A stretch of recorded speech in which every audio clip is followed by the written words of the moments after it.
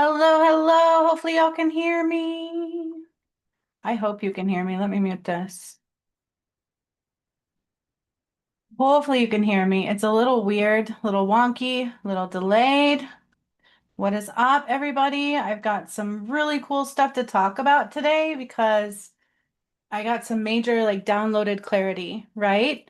Yay, you can hear me. Woohoo. Okay.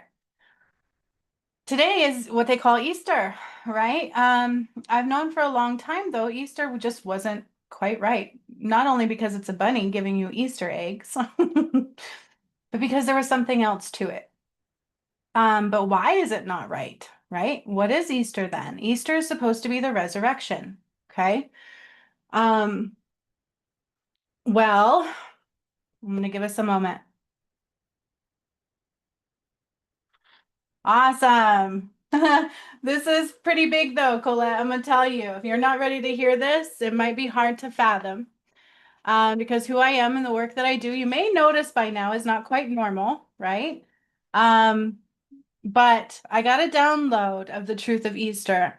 Why is Easter called the resurrection? Okay, we're gonna get into that really quickly. I'm gonna light some Palo Santo and kind of cleanse the energy. I personally have been working through some dense energies. I hope you guys are too. If you notice the Schumann resonance, not to mention all the work that I do, it's been a lot. It's a lot. We have to clear that heart space, okay?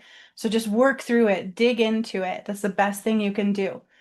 But the resurrection is not what they say it is, okay? And I'm going to tell you what that means. Why? Why is it not? Well, on this channel recently, I undid the Sistine Chapel, right? Not once, but twice, which awesome, cool. I'm glad because some people have a hard time seeing these truths, and I will probably spark your shadow, okay? Religion has a very deep, deep shadow. Let's be real. And I may spark it, and that's okay. I'm not here to tell you you're wrong about anything. That is not my point. But, and I just got chills, right? I don't want to be here to be like a religious person and be like, you must believe this. But what I am here to do is unveil the truth that has been coming through the work that I've been doing, okay? Open you up to some truths, hopefully. And that's the whole purpose of this, all right?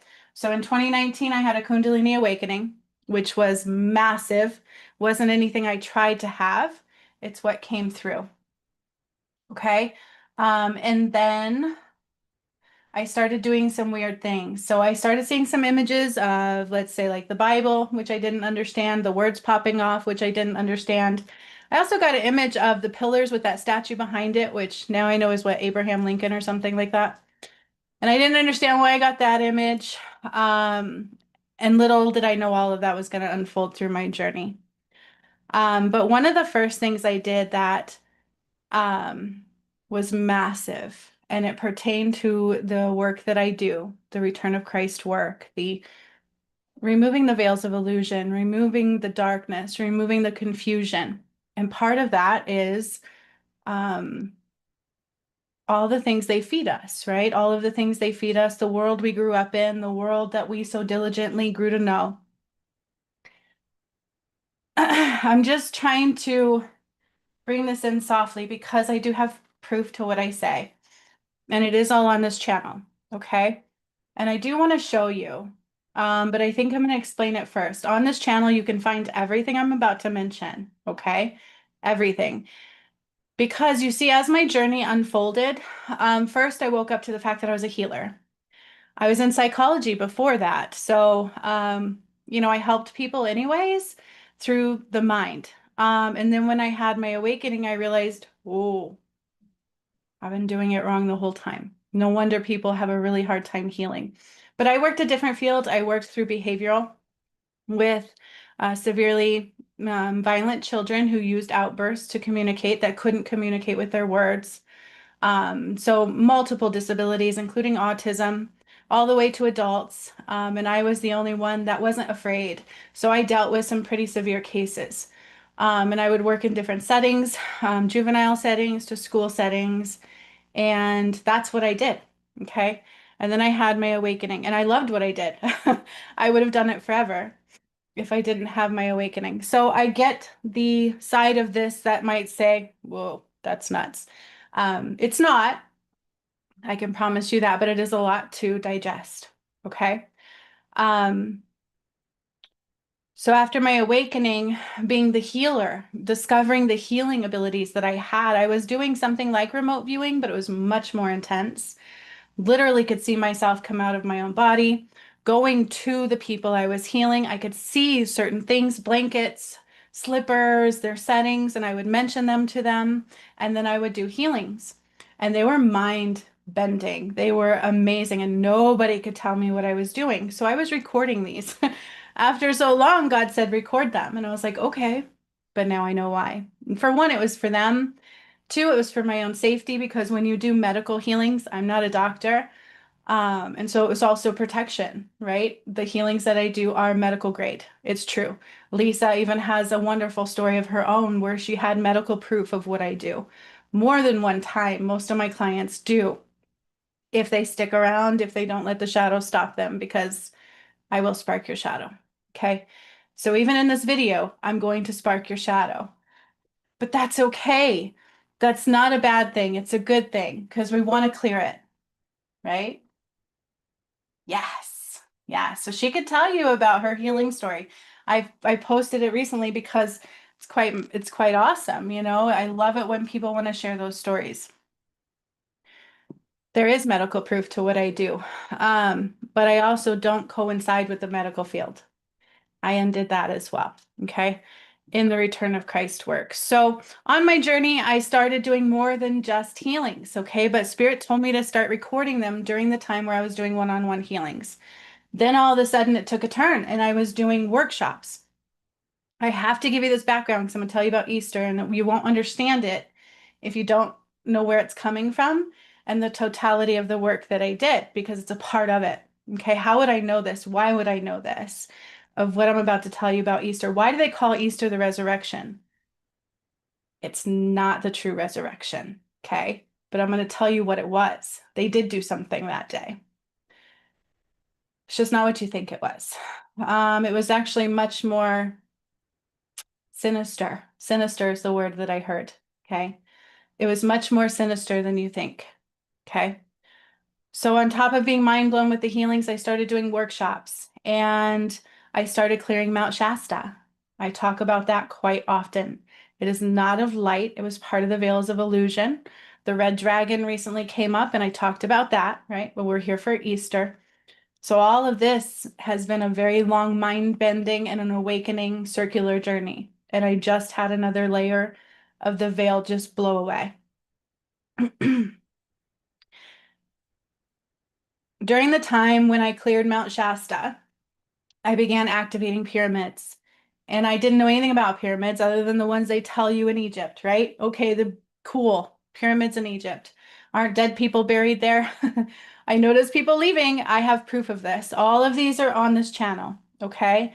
So this knowledge is important because as I spark your shadow, it's important to heal it, to let it go, to release it, to rise. We got to see the truths to rise.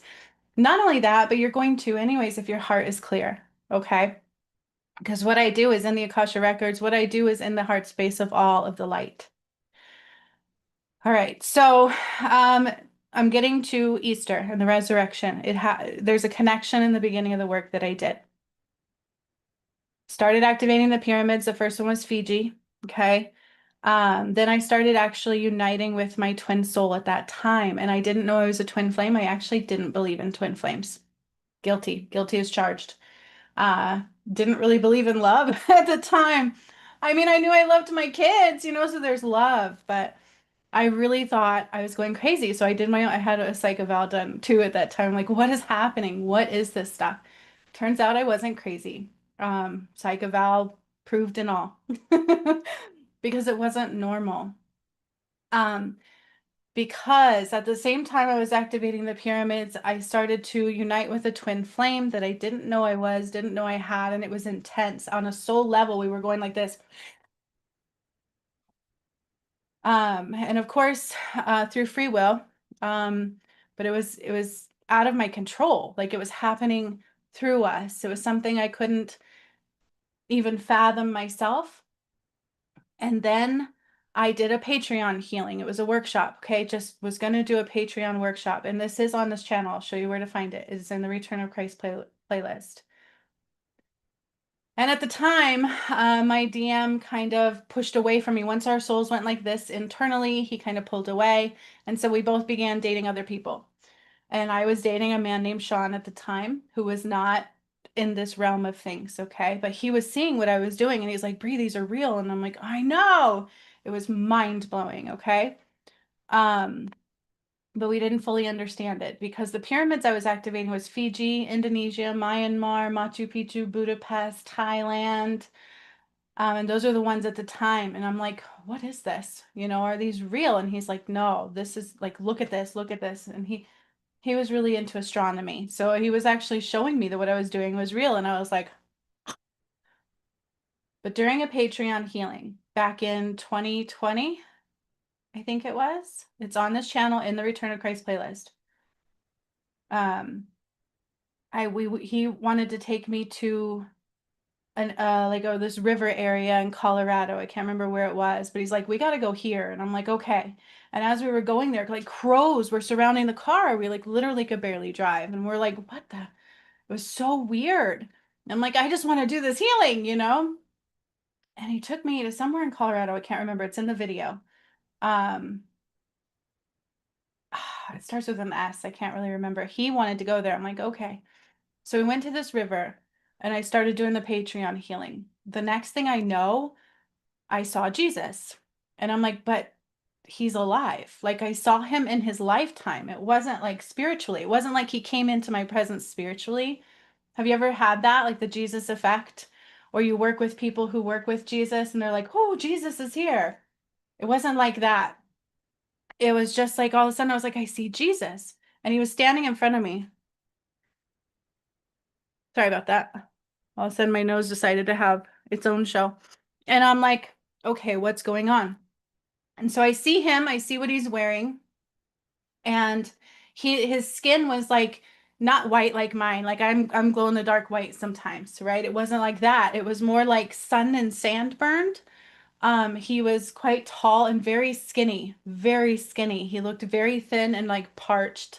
And he looked like he had like a sand and sunburn. Okay. And this was what I was digesting. And I'm like, but I'm like, this is his life. This is when he was alive. And I saw him and I saw his sandals. I saw he was wearing like this, not like our clothes of today, right? Just like makeshift clothes, almost like a white sheet type clothes, but like belted on and in a particular way. And then he had sandals on and he just looked beat up. Like so his skin was like leathery and he was darker, but it's hard to tell what race he would have been because he looked so sunburnt and so sand burnt. So the sand. So I kept seeing red sand. Turns out he died at the Euphrates River. Okay. But then all of a sudden, I started processing stuff. So please watch. This is in my playlist. Lisa, I'm on the live. If you can go, do you remember what video that is? Otherwise, I'll show you guys in the end. But I started processing this. I'm like, why am I seeing this? Then I saw him standing in front of somebody else, and I heard John the Apostle. I'm like, this is John the Apostle, John the Apostle, John the Apostle. And Jesus, as we know him, some call him Lord Sananda. I've always just called him Jesus. That's how it's always come through. Was hungry. He was like starving. He was battered. It was like war torn. You know what I mean? Like just, oh, parched.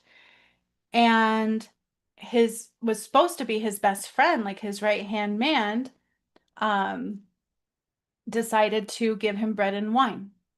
That's very real. Bread and wine. This is why they do communion in church. So be very careful with that. I'm about to tell you. So John the Apostle was like, here, take some bread and wine. And I remember like I was embodying him and I was hesitant. I knew something was wrong. I knew something was wrong. And I'm getting chills as I said that. I knew something was wrong. And I'm like, but I'm so hungry. I'm so hungry and I'm so thirsty. And I'm supposed to be able to trust him, but I felt in my gut not to take it. But he did. Okay, he did. He took the bread. Um, You weren't around during this workshop. You didn't come in until I was almost done with all the pyramid stuff and all that kind of stuff. So this workshop was way back in 2020, right after my original, the beginning of my awakening. Okay. So those that were in that workshop was a total different group. When my DM died in the physical, some of them fell off. And that's the way it is. So I was processing this and I'm like, what is happening? Like, I'm not religious. I don't know who the hell John the Apostle was, but I was literally embodying Jesus. And I decided to eat the bread and I decided to drink the wine because I was very hungry, very thirsty. And see, here's the thing is, then I started getting so much pain that I started like, oh, like crying in the workshop. I was like, oh, it hurts so bad. I wouldn't wish this on anybody, not even the darkness itself. Nothing. I would never wish this pain on anybody. Turns out, John the Apostle poisoned the bread and the wine. And I started burning from the inside and I could feel the pain and I was processing his death and I started bleeding out of every orifice. Like all my pores, my eyes, my nose, my mouth, just all this blood started coming down and off of me. And I was like having a really hard time processing what was happening at that time. I was going really fast. I remember saying, Spirit saying, slow down. And I'm like, what the heck is happening? And it took about 20 minutes to painfully die. It was like one of the most painful experiences I've ever felt. As a healer, I feel everybody's ailments. I've actually witnessed what it felt like to die when my DM did die. I felt his heart stop. It's quite painful, but this pain was unlike any other. It was horrible. Okay. And after I processed all this pain and I watched him die and I watched all this blood come out of his every orifice was bleeding, like even his pores. Turns out I think it was cyanide or strychnine. I always forget which one. It's in the video though. Like I can't make it up. Then I saw his soul freed, but this time it didn't rise up. So usually when I free souls, it rises up.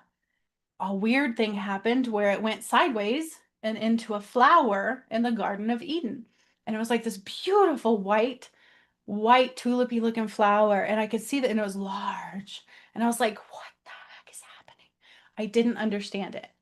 I didn't understand it. I was trying to process what happened. I'm like, his soul was just freed. Why didn't it go up? It went into a flower. That didn't understand until years later when I got a walk-in DM. Because remember I told you I was uniting with my twin flame? Well, his soul couldn't go anywhere at that time. Okay. There was not a viable connection to go into at that time. So it went into a flower. And I asked God after this, and I had to process it, what that all meant.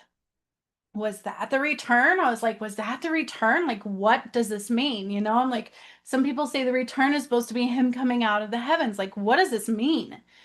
I didn't get it. I still didn't understand it, but I knew what I felt and I knew what I saw, and it took me a while. Now that night, and Sean would know this, he's still a friend. Like, I wish I could have him tell you what I'm saying really did happen. He's out there. Sean Stennett. Good guy, but I had to break up. You know, we had to separate. We weren't meant to be together, but such a sweetheart. And he actually he helped me understand some of this because he actually had a religious background. I didn't. He's like, no, this is like very real. And I was like, what is happening? So that night, I went to bed and I was still trying to process that pain. And I literally processed his death. And then his soul went into a flower, which I thought was so strange. I'm like, what is happening? I had that night, I was like dreaming, but I wasn't dreaming. So I told you I was kind of like soul traveling, what you would call astral traveling a lot. That's how I was doing my healings back then. At the beginning, I can do them remotely. It doesn't matter. They're powerful. They're unique. So I had a dream, and all of a sudden there was some man in front of me on the ground. And I started like doing this thing where I was like rubbing through his chest. I was like saying something like, and at the time I wasn't really speaking a lot of light language. That was a lot to process too. And I felt really weird doing that because it just came along in the journey. But I was like in my dream, I was like, oh, look at that, and I was like pushing up from his chest up, and all of a sudden I like ripped a soul out of his body. And I freaked out. I freaked out. It felt realer than real. I freaked out and I'm like, I'm not a killer. Like, I'm not a killer. Like, what did I just do? I knew I took a soul out of somebody's body. So all this happened and I'm like, what just happened? And am I like, I talked to God for like a week on that one. I'm not a killer. Why would I rip a soul out of somebody's body? And it took a lot to understand. Fast forward to Christmas of 22. In that time frame, my DM, my true twin flame, name was David. Oddly enough, there's no coincidences. Began battling me. We already united on a soul level, and so it was really pulling on me. And apparently, he was surrounded by people that weren't of the light. And when I didn't understand that either. So I spent a year battling for that. And eventually I won my soul back.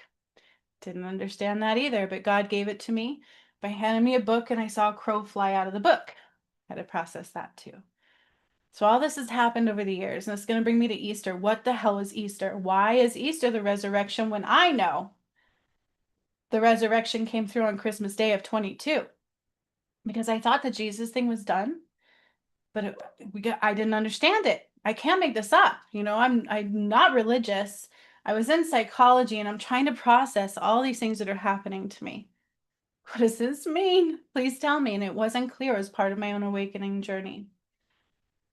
So, battling my twin flame, I brought down the blood of Christ. And I'm like, that's weird. Why do we need the blood of Christ? Something was different about that. I'm like, why would we need the blood of Christ? Isn't that weird? Like you hear holy water and all this kind of stuff, but I'm like, why am I cleansing the earth with his blood? So then that happened. And I didn't understand that. I felt that was kind of like, I don't know. Do you want to cleanse in somebody's blood? I didn't. I didn't understand it. I'm like, why am I doing that? Then long battle ensued with my DM and God said enough. And I did get a walk-in. Actually processed his death August 30th of 22. I felt his heart stop. God ripped out his soul, ripped it in half and put it in a new DM. And who my DM was is no longer that. His physical vessel did die that day, and his soul that was left went into something else. So then I spent the next 3 months processing a new DM. It was a lot, and it was very painful, very jarring. And I was tired at that point. I was extremely tired, and I still didn't understand the journey. And God told me I was going to unite the twin flames myself. And I'm like, what does that mean? You know, what is that? I didn't like, okay, I thought I was just going to help twin flames unite. I'm like, cool. And I had to process his death, which was sad, but I'm actually grateful. And I got it because it was a long battle. It was very painful, physical, emotional, spiritual battle that I went through for a whole year, year and a half. It was a long one. And I was tired, tired. And it turns out I was battling fallen angels. I didn't know that. So then Christmas Day came of 2022, live on this channel, just like I'm doing today. God was like, do a live. You probably did, Lisa. Yes, I do have that in the Path to Righteousness. It's also on this channel. You guys, I'm going to just show you really quick where to find those videos. Just a really quick boop boop, okay? And then I'm going to just give you a quick rundown and what they did on Easter, because that's the download I got today. And that's truly what's important, right? Like, what the hell happened on Easter? All right, so I'm going to try to share this with you just really quick. You can find all of this on my playlist, okay? It is on this playlist, Return of Christ Unfolds Here, because remember, God had me recording everything I did. Because of the healer that I was, it was basically to cover my butt because I was doing medical grade type healings. I was seeing things that weren't normal and healing things that weren't normal, and I'm not a doctor. So I put disclaimers in them, but there is medical proof in them too. But that's why I started recording my work. So this was the rising of Jesus. This is when I freed his soul. And we went to, oh, it'll tell you in here where we went in Colorado. So we went somewhere in Colorado to a river, and that's where I processed his death. Okay. So all this happened. I was battling my DM. Ouchie. Oh, it was horrible. Pray for me. God, I couldn't handle it anymore. Then I got a walk-in DM eventually, which I also didn't want that. It was jarring. Here is bringing down the blood of Christ, and here is the resurrection on Christmas Day of 22. Okay. I also undid the Sistine Chapel and false concepts of religion. So there is much more than just the Jesus timeline. You have to understand that. It's only part of the return because it's all been done. So religion must be removed. And then recently I processed through the undoing of the Sistine Chapel Part 1, which is where we freed the cherub angels. They were trapped. And then in Part 2, I ripped the soul out of St. Francis and revealed that it was the biggest portal of darkness. So that's in here somewhere, okay? So those are the important videos right here. St. Francis, Heart Stopped, Undoing Sistine Chapel Part 2. God's message is that now we must be only light. And revealed that that was the biggest portal of darkness. And then when I undid the Supreme Court of Justice, the Antichrist was fully exposed. Okay, so that is where to find all of those videos. All right. But now what's important is understanding why then, maybe it was Sarasota Springs. Lisa, maybe it was Sarasota Springs. It started with a mess, but I don't remember because Sean was like, I just got to take us here. And I'm like, okay. And I just went. I was a passenger and then I did the work. So maybe it was that. I don't know. So hear me out, okay? So after that came Christmas Day, the resurrection. God said, do a live. So I did. I came on to YouTube, called off my crisis line job, and I came onto YouTube and I started doing my live. And during that live, I started getting the information of, yes, I processed Jesus' death, but what does that mean? John the Apostle poisoned him. And why did I bring down the blood of Christ? It all made sense on Christmas Day of 22. So if Christmas Day was the true resurrection, why do they call Easter the resurrection? All of a sudden this morning I got the full of what happened. Okay. Not only just a download of awakening and awareness, it's because part of what I undid was the Holy Grail, which was not of light. So part of the resurrection was calling back the blood of Christ. We had to cleanse it. We had to call it back. And when I did that, I undid the Holy Grail, which was written in Hebrew. John the Apostle poisoned Jesus. He did not die on a cross. There was no cross. Then they burned him. But before they burned him, they had Mary gather all his blood, which was his twin soul. Okay. They forced her to gather his blood in that cup that they called the Holy Grail, which was not the Holy Grail. You know, there's some images with like that cup holding red wine. It's blood. Okay. The truth is it was blood. They forced her to gather the blood, which I had to process this, you guys. It's not just like this was easy. It was painful to process all of this. And I began undoing the Holy Grail. And as I was doing that, I spoke about we can't be darkness and light anymore. We can no longer bring darkness into light and no more using the light into the darkness. And then I began calling back his blood out of the Holy Grail. And it was written in Hebrew, and I didn't understand it at the time all the way either. This was live on YouTube on Christmas Day of 22. And I'm like, that's what Christmas is. So if that was the resurrection, what is Easter? So I got the full download this morning of all of what happened after that. So they murdered Jesus, gathered his blood, and wrote a contract in his blood. They took his blood and they used his blood that they gathered in that cup to write this ritualistic spell casting. This is what they did, and why they say Easter is the resurrection, you guys. It made full sense to me this morning. I got the download. I see what happened. So John the Apostle and the 4 others that they said were with him took that blood and wrote a spell casting. That was the Holy Grail, right? And that's why some of the Bible is not true. Some of it is, and some of it's not. Some of it is some of the spell casting stuff. And you don't have to believe me, watch the videos. It actually might be your awakening. So I started undoing that writing, and it was written in Hebrew, and I didn't want to read it because I knew it wasn't of light, but spell castings are real. They do rituals to this day. In Hollywood, underneath the White House, there was all these tunnels, and they would wear black cloaks with upside down crosses. Sistine Chapel was not of light, okay? So it's all there. It's all making sense now. So the reason he resurrected on Easter is not what you think it was. I had said that they broke the Ankh. The Ankh is the true cross, right? And I said they broke it. That's why they say he died on the cross. They stole his soul. Remember that soul I ripped out? Yeah, now I know. I get it now. So the reason they said he resurrected is because they did this spell casting and this contract written in his blood, and they stole his soul. Somebody embodied his soul that didn't belong.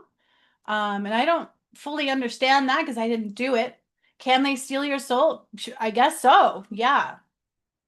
And it was part of the soul that I ripped out after I freed his soul. Remember that? I talked about that. So imagine these people, beings, John the Apostle being one of them, and at least 4 others. And they're all doing this ritualistic type spell casting. And they start this Holy Grail with written in Jesus's blood, and they're reading it in Hebrew. It's in Hebrew. And they start spell casting and spell casting. And so they stole his soul. And he was burned. You won't find Jesus's body. He was burned. I smelled his flesh and everything was horrible.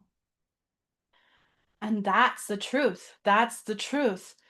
So it was a stealing of a soul resurrection, not Jesus truly rising through the light. Undoing the Holy Grail allowed their souls to come back together, Jesus and Mary Magdalene, because they were ripped apart. Okay. So they took his soul, and it explains the soul that I ripped out of that body. I didn't fully understand that until today.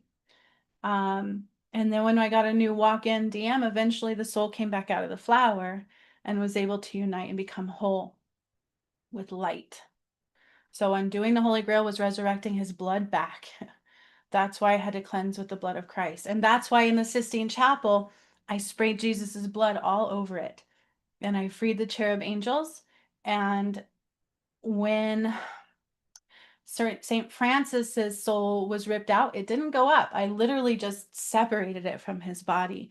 Now it makes sense.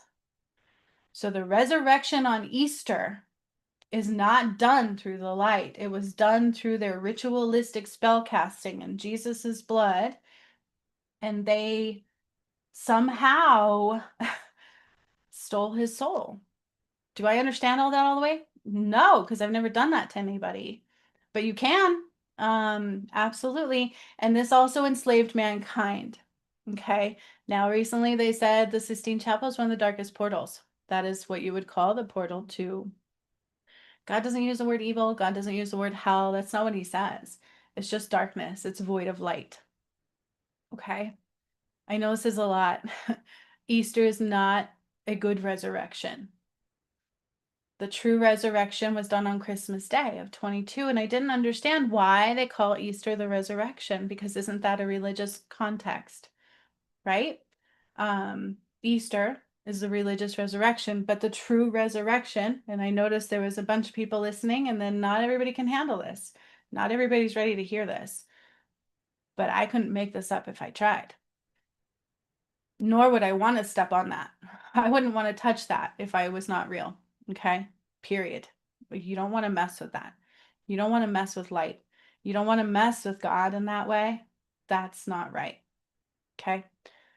So Easter truly was a ritual of the darkness to embody the soul of Christ, because that's what the darkness did. Okay. And that's why I had to save that fragment of my soul. It all makes sense now. That's why the cross was what it was, and they hung him on the cross with the blood dripping down, not because he died on a cross. God would not sacrifice anybody. God doesn't believe in sacrifice. God says no bloodshed. God says unconditional love. That's what we're all here for. Equality, balance, love, joy. It doesn't make sense that he's like, sure, kill my son for your sins. What? It doesn't make sense. Okay. But I know religion is one of the biggest eat the bread and drink the wine poisons, and it has a very big stronghold on mankind, but it doesn't make it real. It doesn't make what they did true. Are there true words within the Bible? Yes. But are there also false ritualistic spell castings? Yes. And part of those belonged with the Holy Grail. So I saw that when I undid the Sistine Chapel part 2. So they took parts of the Holy Grail and spread it throughout the Bible. Then you go to different churches, right? What religion is it where they make you drink the bread and eat the wine and call that communion? That's how they killed him. Okay. That's not a celebration. God said the Last Supper is not a celebration, but that's what we're truly in now. The time frame that we're in now is truly the Last Supper because they have to eat what they sow. They have to eat what they sow. Okay. God is not punish. Never. Judgment is not God. And how much in religion is judgment? We really have to think about this, y'all. Okay. So Easter, there was a resurrection, but it wasn't God's resurrection. It was when they encompassed, embodied, and called forth his soul. And it's part of what I undid, ripping out that soul that day when I freaked out. I freaked out doing that and I didn't understand it. Because I'm like, I'm not a killer. Why would I want to take a soul out of a body? It freaked me out. With St. Francis, though, when I held on to my ankh, and he has like a cross on his neck, and I held on to my ankh and I stepped out of his body and I said, his soul didn't go up. Like, that was it. And so I didn't understand that either, but now I'm starting to put it all together. So if you think what happened to Jesus was for your sins, no, it was entrapment. God is not sacrifice. Wherever there's bloodshed, please understand that's not God. Mount Shasta, I don't have the painting that's right here that somebody else did before I did that work. I freed hundreds of souls out of there and it was not good. So bloodshed was constant sacrifice there. That's not God. Okay. Within God, you will find unconditional love, not judgment. I get a lot of chills. Unconditional love, not separation, not division. There's another part of that. So if the Holy Grail was written in Hebrew, I ended up calling back the Star of David, which my DM's name was David. Let's put this together. I called back that star and it's the Merkabah. Okay. So we called back all of the division, all of the symbols that were used against mankind. They've all been returned home. So Easter was a resurrection, but not one of the light. They did a spell casting ritual and I can see them. And I think like it's morphed in time. So back then they probably didn't have these black cloaks on that you see now in that depiction, right? And I don't even know if they had crosses back then. I mean, they must have. I don't know. I don't get those details, but what I do see is the Holy Grail was that. They stole his soul and they entrapped, enslaved mankind. Jesus is a twin flame.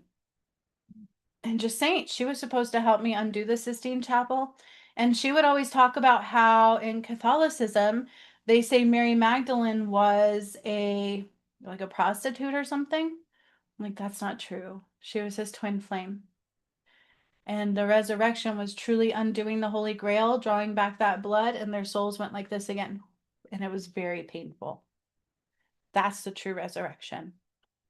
That's why I had to cleanse with blood.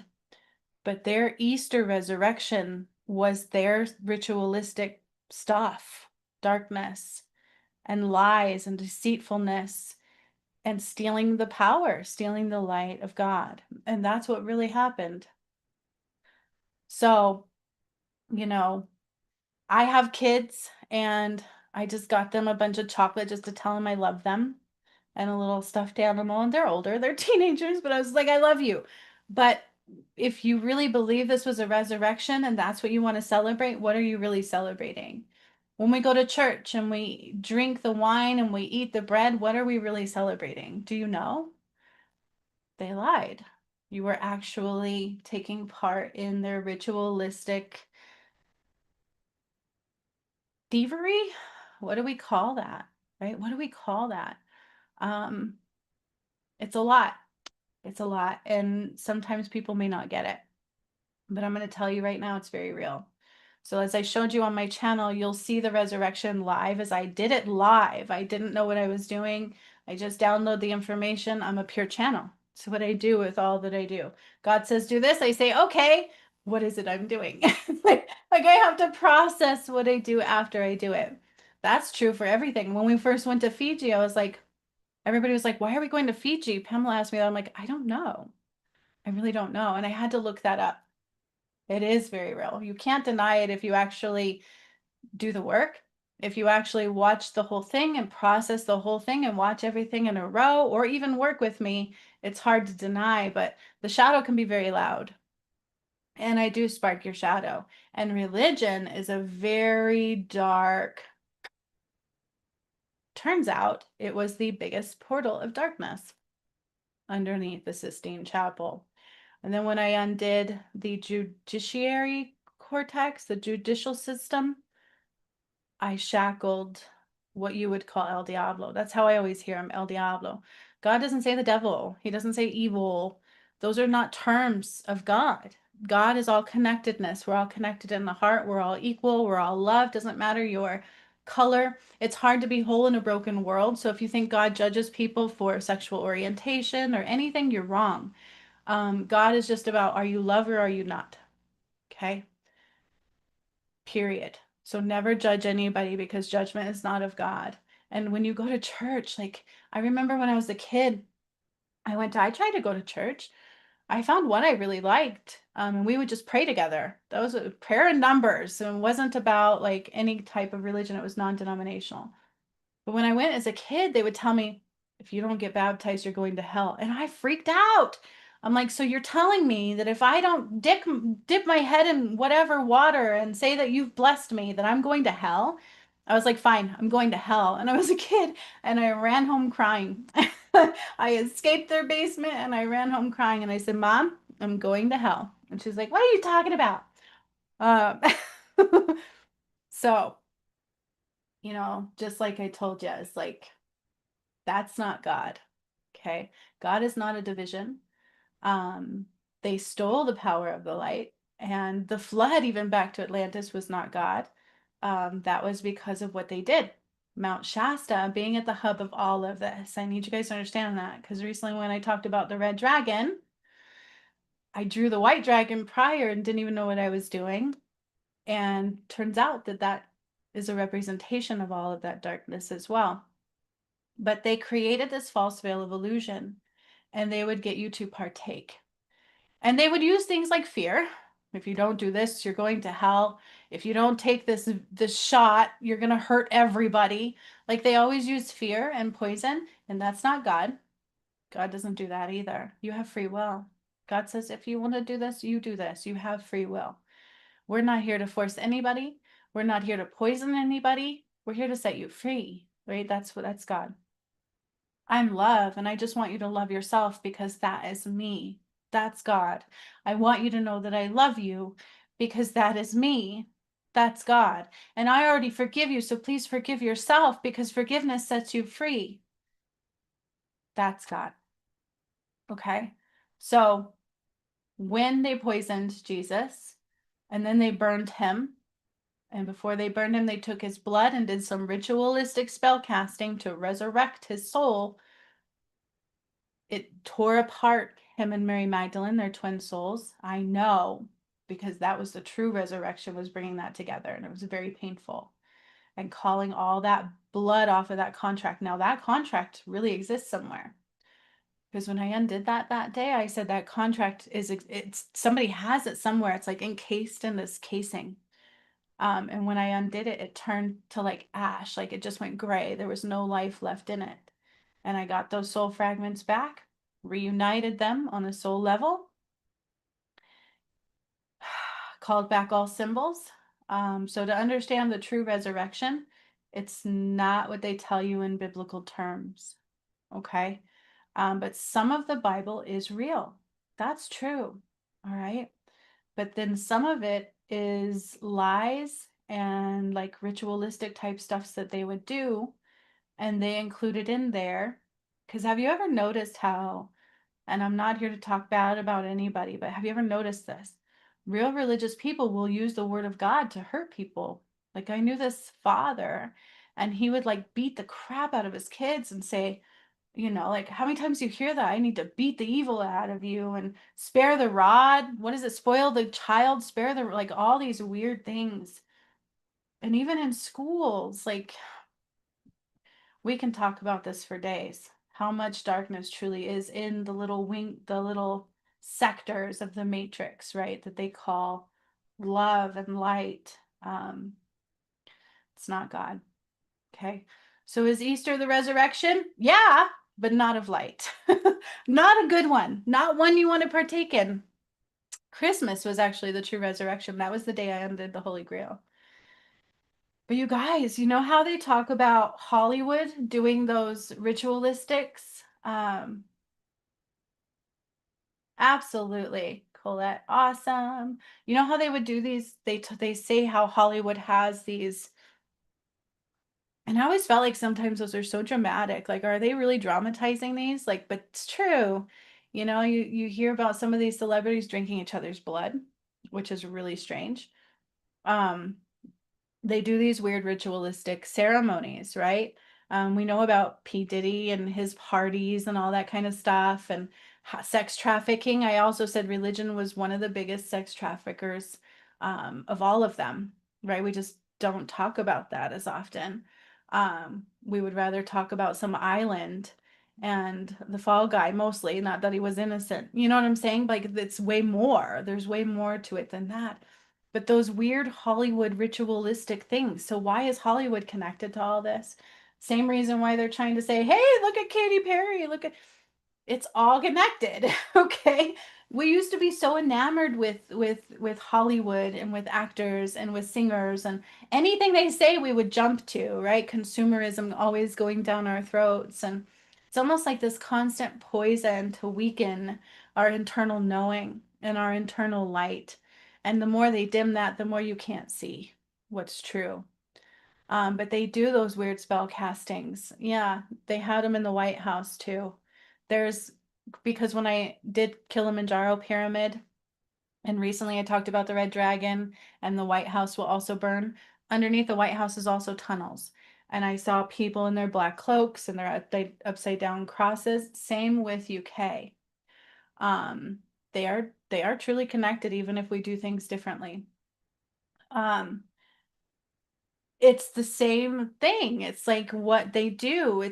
They, you have like witchcraft, right? Which not all witches are bad. I'm not saying that, but spell castings. I do spell castings with the gods for a reason. Those are things they nudged me to do, and I'm like, oh, I get it. I get it. It's real. Our words are spellings. There really are things we do, ritualistic rituals like, Spirit always talks about, that pattern to do ritualistic stuff is powerful because it's same with manifesting. If I want to manifest, I'm going to create, create, create. I'm going to put it out. I'm going to focus on that, right? It's like a repeat. They use God's light against you. That's what they do. They do like these weird ritualistic behaviors, weird spell castings, and that's what they did with the Holy Grail. And so the resurrection on Easter truly was them taking his soul and his light and his power, using his blood and some words they wrote in Hebrew that I won't read. But I undid it. And so the true resurrection is through all of the work that's been done since 2019. This has been happening, but it happened on Christmas Day of 22 live on this channel.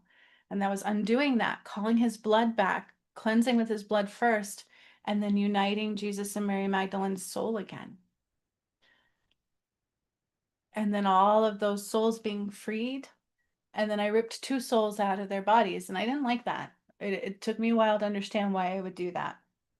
I remember arguing with God, like, why did I do that? It was very real. I didn't like it. Literally ripped his soul out. And I'm like, oh, what did I do? But I get it now. We had to be set free. So that is the resurrection. Okay. Easter is a false resurrection. But they did stuff. It was real, just not the way you think it was. And so if you really want to step on God that way, good luck. You know what I'm saying? Like it will come back around. And that's what's happening now. Okay, so these end times, people think like everybody's going to die. No, That's not true. However, we can no longer do things the way that we've been doing them. We cannot use light to serve an agenda of darkness anymore. So ego, greed, fear. Lord help us all with fear, right? They use fear in everything. They use fear in the money matrix. They use fear in the medical matrix. I do healings on people that truly are medical grade, okay? And get this. And I love everybody. And I tell you, I don't say something to spark fear. I say something because I'm healing it. And I literally see things that are not normal. Like it blows. I learn something every session I do. I learn something. And I know Lisa's here. I told the ladies doing my workshop they can get a free healing in the end of this. So if she wants one. I know Karen's never been to one of my lives, but I let her decide to if she wanted one too. But the healings that I do are not normal. I do kind of like Reiki healings, but it's even more than that. Okay, so when I do one-on-one sessions, I literally go in and I see things, but the first thing it does is always spark fear. Okay. I had somebody go, well, every time I do a healing with you, I have to go to the doctor. And I'm like, but I'm not creating fear. I'm here to heal it.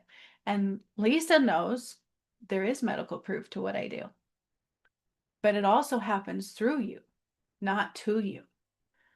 Right? So, right, Lisa, it happens through you, not to you. So if I do a healing on you and you throw judgment at it or fear, what happens? Like it cuts it off. So when we truly accept our own power, our own wisdom, and our own abilities, you realize that sometimes I see things they don't even know yet. I remember I have clients that don't come to the lives a lot. I do have quite a few clients. And I remember one of them going, triglycerides, triglycerides. And I'm saying all this stuff, and they're like, huh? And so we have to look it up afterwards. That's common. I'm like, I don't know what I'm saying. Ketones, ketones. What are ketones? I don't know. Let's find out in the end. So we looked it up, and it's the doctors know of this and that, but they don't really know of those things. And so that happens sometimes too.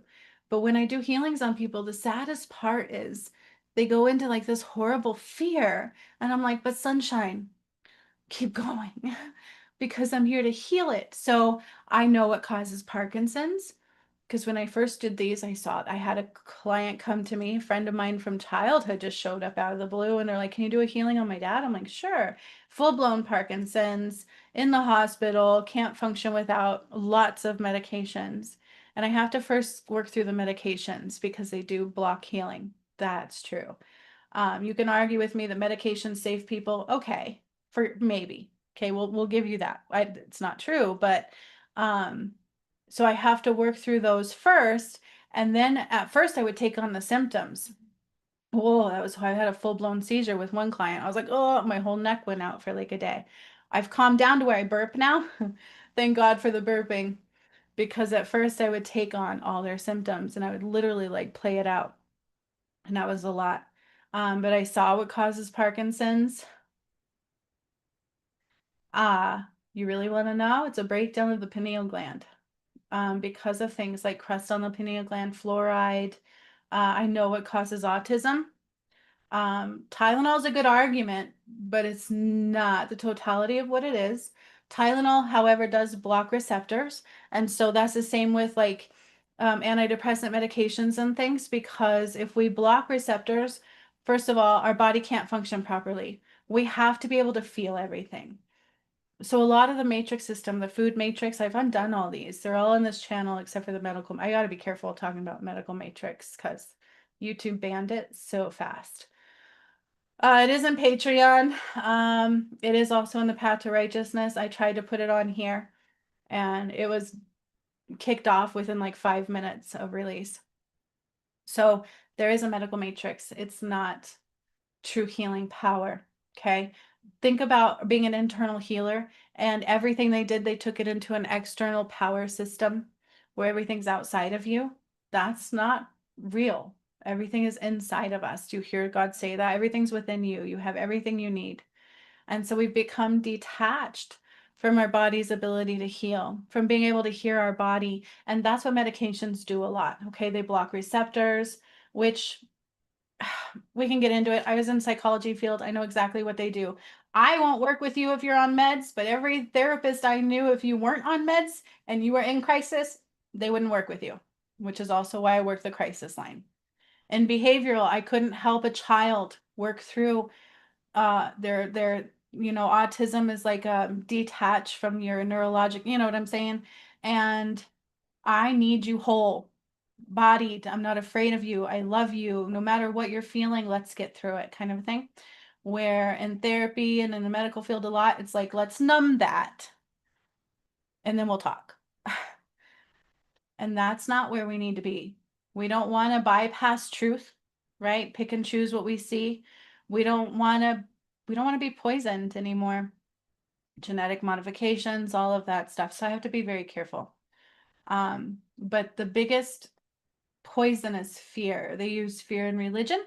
They use fear in the medical matrix system. Because every time I work with people, one of the biggest things I spark is fear. Um, and that's not God. And people, I've heard so many people, even spiritual people, talk about, well, we need fear. If we don't have fear, we can't survive. That's a lie. We don't need our fight or flight. We're not born with that. Do you know that we developed that in the world that we were born into? Because I know this. I'm a master healer. I did this work. This is not normal work. I truly do go into the space and time of nothingness. I took us back to the beginning and creation of our souls at one point during the work that I do. I know what I'm talking about. I know what you're born through. I know what we're created to do. I know what we're capable of doing. With the absence of fear, can you still tell when you shouldn't do something? Yes. But in order to do that, we have to be able to feel our body, our emotions 100%. And that's what medications block you from, right? So if I take a Tylenol, cool, I get to numb the pain. I don't feel anything. But our physical vessel is also connected to our emotional one. Trust me, I know. Um, Okay, so Lisa's telling you in the comments about one of her healing journeys with me. Her dad's had some amazing ones because I also heal karma in those too, and some crazy stuff comes through we don't expect all the time. But if you want to read that, I'll read it in a moment. Is fear necessary for survival? No. If we're in a high vibration, we're in omnipresence. I can see things, I can feel things. Have you ever heard of the gut brain connection? My solar plexus is so important that when my DM was with a fallen and they were actually attacking me, they did it on every level: physical, spiritual, emotional, constant horrible things coming in my head that I had to clear, couldn't choose to pick up. Only love, only love, only love. This is why they say love one. They shattered my arm. This bone split in two and popped out of my skin up here. There's actually a scar. There's the scar right there. This bone split in two, popped out here, shoved into my wrist. My fingers locked like this, and my whole wrist was shattered. And I couldn't do surgery. I couldn't take drugs because I knew if I did that, we were in trouble. We were in trouble. Okay. Um, so I get pain. I know what it feels like. Well, I don't want to feel the pain. That's a lot of pain. I also know how to work through that pain. Our body is amazing. Amazing. It has so many capabilities. And they take that power away from us. So if you look at every sector of the matrix, they take your power away, right? And they do it through fear is the biggest culprit. But if you can really feel your body, it's going to tell you when something's not right. You're going to hear it in your gut, in your heart, and it's going to be like, don't do that. Do this. And you're going to be like, do, do, do, do. And it's like, there's no fear. Okay. We all know we go sometime, right? And we aren't meant to really always know when we're going because that's fear. And God's not doing that. I knew the fires were coming, but God wouldn't even tell you when exactly, although I kept saying California after that, which was odd because we're not here to cause fear. You have power. You have power. You have the power of light. We are healers if we know how to tune into that. And our body will tell us everything, which is why you don't always want to numb it. Okay. And then as far as other things go, can you genetically modify what we're supposed to be, our foods, our bodies, and expect us not to have kickback? No. Okay. Blocking who we are, detaching from our internal self is not good. That's why on the ascension, you need to be internal. Okay. You need to go internal. The more you go internal, the more you sit with some of the most uncomfortable feelings because they're compounded, sweetheart. So our feelings, if we don't deal with them as they come, which is what the medical field and even psychology field wants us to do, or ruminate. Lord help us all. I don't want to sit in that. I don't know about you. If we don't deal with every emotion when it comes, it becomes compounded. Then you get symptoms physically, emotionally. We get anger, we get ill. And cancers are a whole nother ball game. I know this as a healer that I am. Can I heal that? I can. There's no limit to what we can heal. Um, and so everything's compounded. Okay. It's like a buildup of toxicity of some sort, emotional compounding to physical compounding to false modifications that our body can't read. Okay. Because in the new earth, we're connected to her, the earth, our food, we're connected to genetically. So it is our superfood. Okay. That's the way we were always supposed to be. So if you modify all of that, can we have things like autism develop? Yeah, you can. Okay. Then it's compounded. Then they give you all these drugs and medications that kind of block things. And I know people who will argue that till, whenever that, oh, medications help people. Okay, sure. But me as a healer, when I heal people, I have to cleanse the medications first. I cannot heal you if you're medicated. It doesn't work that way. Okay. So there was a whole false world we've been poisoned into. And one of those is the resurrection on Easter or the Holy Grail. Yeah. Or the medical matrix, or the food matrix, or the money matrix, or religion. Religion's a big one. And it turns out that was the darkest portal, was under the Sistine Chapel. They trapped the cherub angels there. Do you know why they did that?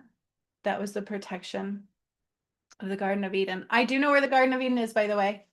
Shows there's only one person here now, and if that's all wants to be here anymore, that's fine. But I do know where the Garden of Eden is, by the way. It's just in my book. Okay. So with that being said, although it says only one person's here, I'm going to take a sip of coffee. I'm going to read hers out loud, and I'm going to do a healing on her if she wanted one. I offered one to Karen, but she is not in the live. She's never made it to a live. I do spark your shadow. And if you let judgment govern your choices, you become that judgment. So you want to be very careful. Okay. So if you want to celebrate Easter, you're celebrating a resurrection that was not of God. So if you want to celebrate the true resurrection, be open to the work that is true. Okay. So Lisa's healing example, in one of her many healings, she had found a mass in her left breast, and she was in the doctor's office, and she was told a few days prior to a healing with me. Okay, she has healing packages. She does them with me regularly. So she went to the doctor because she still does that. And I don't tell you not to. That's not who I am. You have free will. Okay. And fine, do it because then you get proof like this. So she went to the doctor and they told her she had a mass in her left breast, left breast. And I believe they wanted her to remove it, right? They wanted you to biopsy it. And so they were telling her to set up an appointment to biopsy it. That's what I remember her telling me.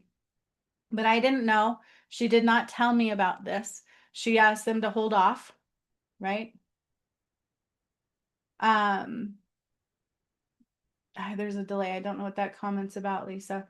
But she asked them to hold off on her biopsy. And her mom gave her a hard time about it. And oh, that healer of yours. And she's like, just give me space and time. And I didn't know all this. Then she came to the healing with me. And I found it through the body connections, right? I went through all the body connections. And I even actually saw like the whole compression of the breast and the damage to the tissue and the mass, and then also began working through the mass. And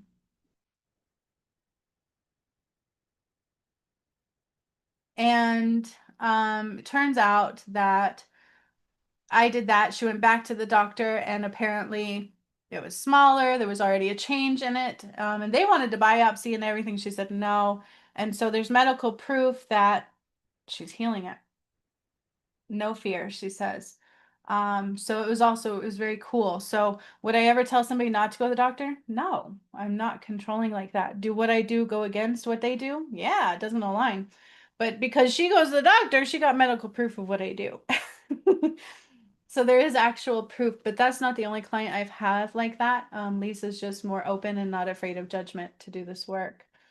So it's really cool. And also the first healing I did on you, Lisa, on Facebook, there was also like some kind of medical stuff that I wouldn't have known. I have this happen all the time. So that's what's weird about my healings is I'll literally see your insides, your intestines, your blood, the makeup and composition of you. It's different, right? And doctors do that through all this imagery and all these long drawn out tests and blood tests. I just go in and I see it. And some people get freaked out about that. That's true. So, very important video. Thank you, Lisa, for sharing all of that. Her dad's had some really, really badass healings. I have multiple clients that have awesome, awesome, awesome healings. Oh, also, I wish Pamela was still around, but she even like left the whole thing. Um, Yeah, exactly. But Pamela, she was around in the very beginning before. See, when I got a walk-in twin flame, some people kind of anchored into that shadow with the original twin flame DM, and that's okay. I miss Pamela greatly. She was Pamela Vandergroot, she's a very beautiful soul. Um, but when you go into this work and you bring judgment, it does leave you kind of unwhole. I miss her dearly. Sometimes I wish to this day she would just rise up through it all. But anyways, when I did Fiji, she was the one who was like, "Why are we going to Fiji?" And I'm like, "I don't know." Then we figured it out. It was activating a pyramid, and that's where they stole the root chakra from and all kinds of stuff. It's quite powerful. But her mother became terminal, and this freaked me out. She's like, she called me one time in the, I think it was the middle of the night, and I'll do anything for those that I'm close to. So I got up and I'm like, I'm here. And she's like, my mom is terminal. They sent her home to die. She has a machine in her heart they wouldn't do surgery on and it stopped working. And she goes, and I told the doctor about you and it's kind of our only hope. And I freaked out. I'm like, oh, it's a lot of pressure. This was in the beginning of my journey. Like, what if I can't heal it? I was scared. Um, Pamela Vandergroot, like this is a very real story. And this was one of my first experiences with the medical side of things. I was scared. I'm like, what if I can't deal with this, you know? And she's like, I told the surgeon it's like our only hope. And it turns out I was able to do something. So her mom was in her 70s and she was so ill. The machine stopped working. It was helping her heart in some way. And she was also getting open sores that wouldn't heal. And all this kind of stuff. And I didn't know the totality of it. All I know is the doctor said there's nothing more we can do because if we do surgery, she won't make it. She was frail, she was fragile, she was elderly, and they sent her home on her deathbed, and she was literally sleeping in her living room. She couldn't go up her stairs, she couldn't sleep with her husband anymore. And Pamela called me and she's like, help.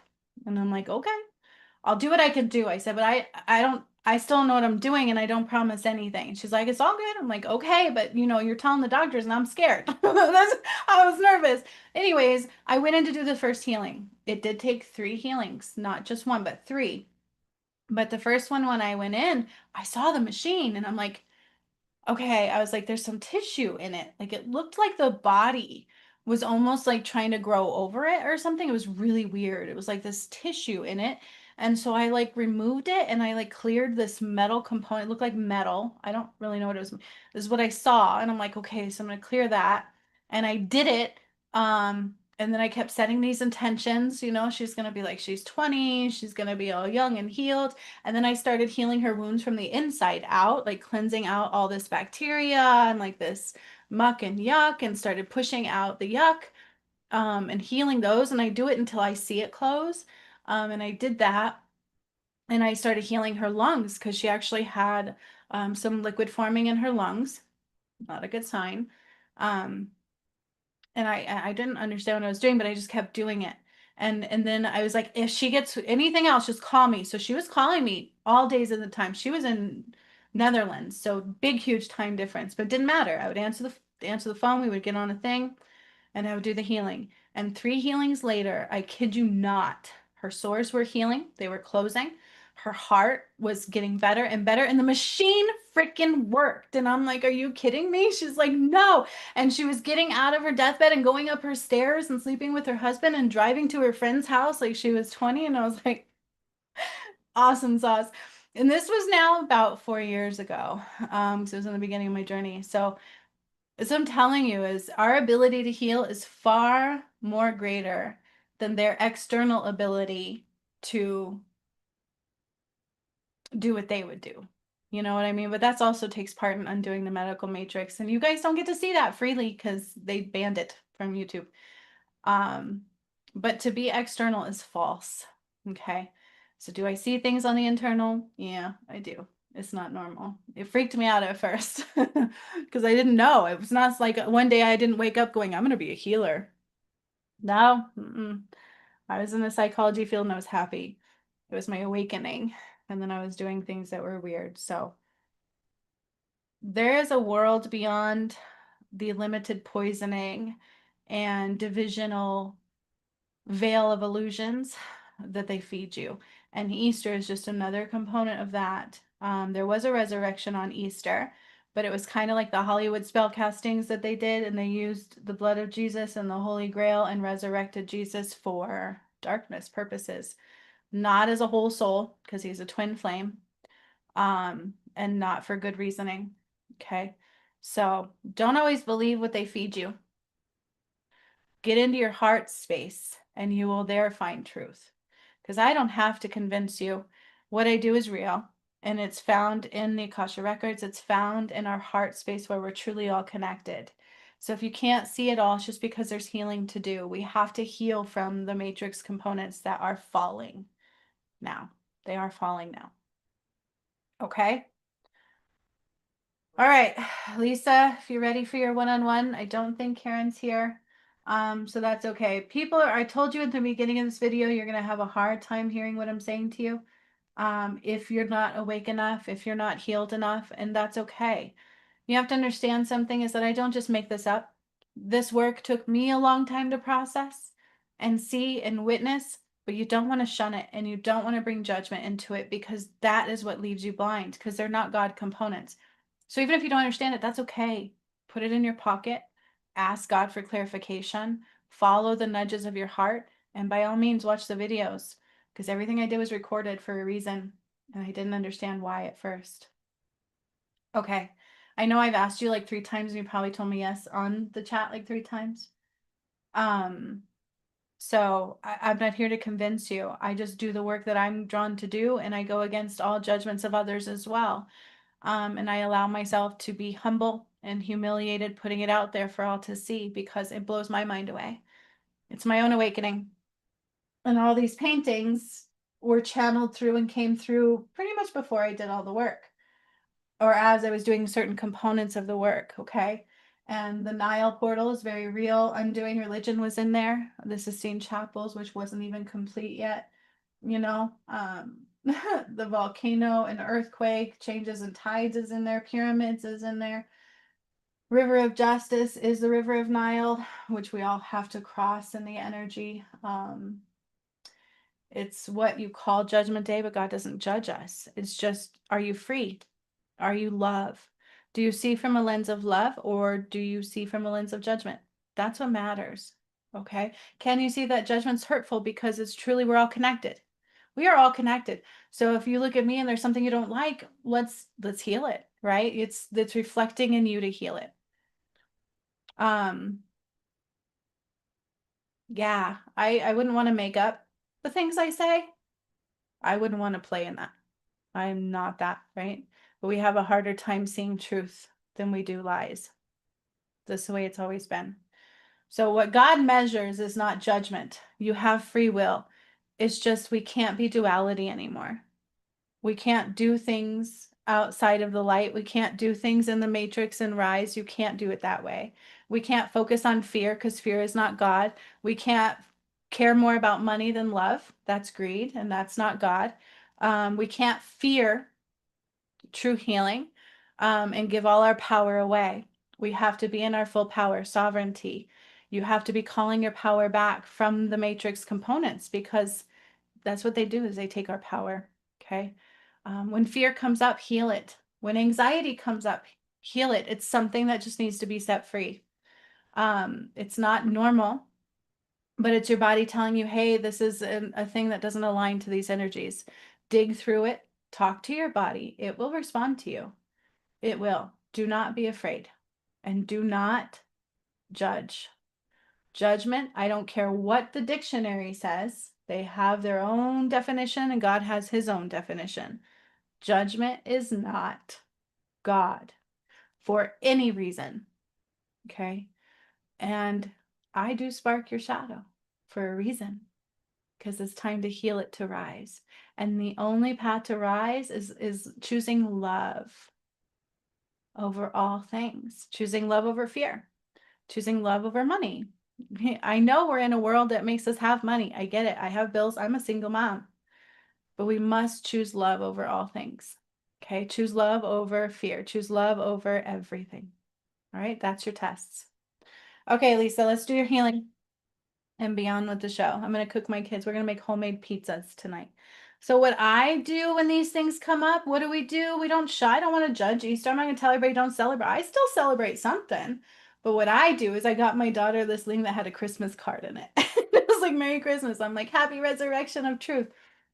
And so I got them chocolate. I got them all that stuff. And then tonight we're going to make homemade pizzas because they're older. They're 17 and 13. My oldest is out of the house already. So um, take the opportunity to flood it with love, right? Like, why not? That's what I do. I was like, it's not really Easter that I care about. I just want you to know I love you. And then they started bickering. I was like, nope, let's not bicker. It's just where love is not. So find the love. You can be more loving. You could be more loving, and let's come together. And then later today, we're also going to do a painting session. So I do creative releasing because that's part of our balance from the heart space, not about being an artist. So I told my kids, we're going to paint and I'm going to do a healing while we paint. So we're going to do that too. So that's how I'm celebrating Easter. Easter may not be for the right purposes, but I'm going to turn it into something good, right? Yeah. Never to say don't celebrate and sit here and bad mouth. No, nah. Let's just fill it with love and light, which is what they didn't want.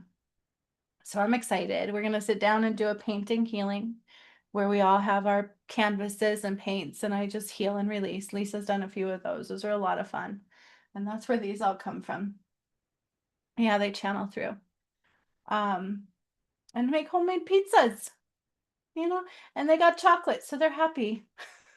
And then I got myself some too. So it's all good in the hood, right? Celebrate your way. We don't have to accept their poison, but we can still have a lot of fun and change it to love because that's what it's always about. That's God. Love, love, unconditional joy, love. We can't beat shadow with shadow. No, you can't beat shadow with shadow. So let's fill it with love. All right, Lisa, are you ready? So before I came on today, I was told to grab 2 decks, and it's probably part of your healing. Okay. So I'm just going to grab those out really quick. So when I do a healing, they're not limited. I do mediumship, I do everything. Everything that's needed is what comes through, right? It depends on what we need for healing. The totality of the self, not just a limited fragment of the self. And we heal in layers because it's compounded. We get sick from layers, so we must heal the layers that created the sickness. Emotions, like anger, are compounded wounds, okay? So I know this too because I work the crisis line. I've dealt with people who cut themselves, and I've actually healed people who cut themselves. And in the crisis line, their thing is about minimalizing. If you're going to cut, can you do less then? Can you maybe cut this instead? And I've actually literally witnessed healing people who do that. It's amazing, you guys. We can heal. We truly can heal all the wounds. And you can't be whole in a broken world. So don't judge anybody. Let me correct that. It's difficult to be whole in a broken world. Okay. All right. So, Miss Lisa, I was hoping Karen would come, but I kind of knew she wouldn't, and that's okay. So you're about to watch a true one-on-one healing session that I'm going to do for Lisa. I do these all the time. A lot of times I will come on and offer them during a live. It's much more, even when I do a donation, it's just because it's way more affordable than I do on my website. I also like to give free messages. I'm not afraid to be who I am, and I don't want to know who you are. It will come through as it's needed. Nothing comes through without free will. So even when I do them like this, it's never to embarrass or shame anybody because that's not God. It's all through free will and love and what is needed. And it's also never about fear. So if I ever say anything like, ooh, I see a tumor, my mom knows too now. It's like, I actually cleared a blood clot out of her pulmonary valve and she got better and better. It was amazing to witness. And she knows, she believes, she's like, oh my God. So it's never about fear. It's a blessing. Okay. I am not a doctor. I would never tell you what to do. By all means, go to a doctor if that's what you see fit to do. Do you? What I do is slightly different, and that's okay too. I am who I am. I am who I am. Is that like Popeye? Is that who says that? I am who I am. All right, Miss Lisa. I do burp as a healing. It's much better than taking on the symptoms, but I am that kind of a healer. Excuse me. I was trying to do those ASMR videos with Reiki because I'm upgrading modalities too. So I get new symbols for Reiki. And I'd be burping. And I'm like, that's not ASMR. What can't burp? Okay. So I don't know if anybody wants to witness a one-on-one healing session, but here we go. Okay. So I'm going to call on the Creator and all the angels to surround us with the bubbles of light. Lisa, I am going to use. By the way, do you remember in the workshop where they said dig, dig, dig through? So I was doing that too. I started digging through some very dense energies, very dense energies. Excuse me, excuse me, excuse me. And it was quite painful. So anything that comes up, just dig, dig, dig, dig, dig. Some people get amazed. They're like, why does this hurt before it feels better? Because it's true healing. So even in the workshop, I had some dense stuff rise up. And I was pushing through and pushing through and pushing through it. But then it felt good again. So make sure you're doing that. And also with the Schumann resonance, I tell people now is dig, dig, dig into that heart space. So I'm going to use the fire, Lisa, to kind of cleanse. So deity,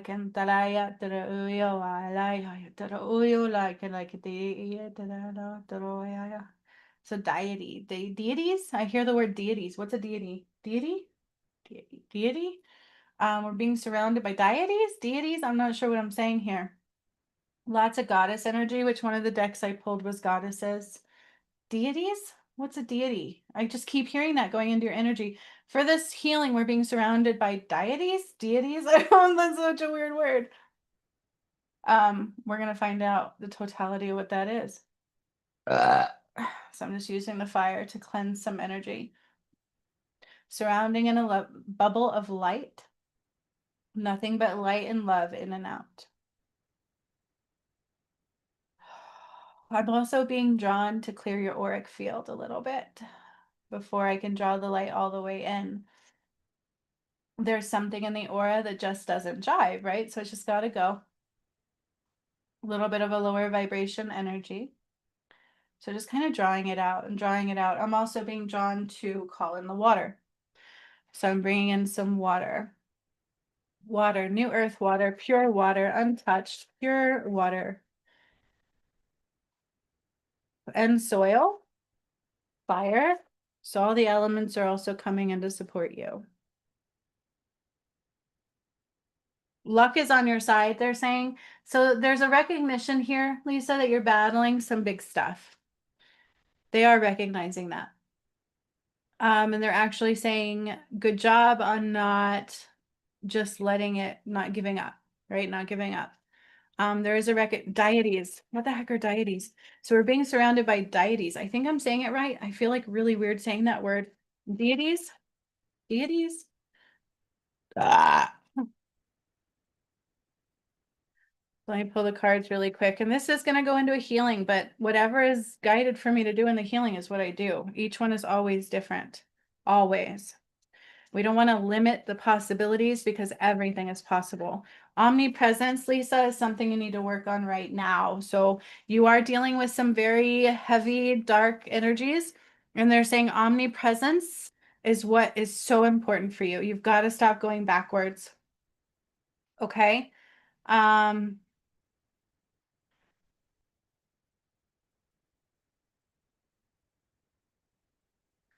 so there's a lot. You're in a bit of a dark night of a soul.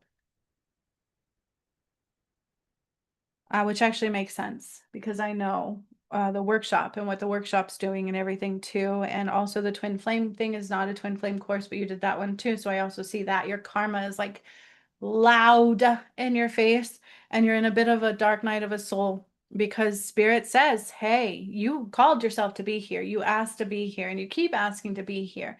And so in order to do that, it's just we got to clear those dense energies, right? And remember what I told you the other day is it can be difficult or it can be easy. It depends on where we are in it. So perspective. Our perspective is everything, okay?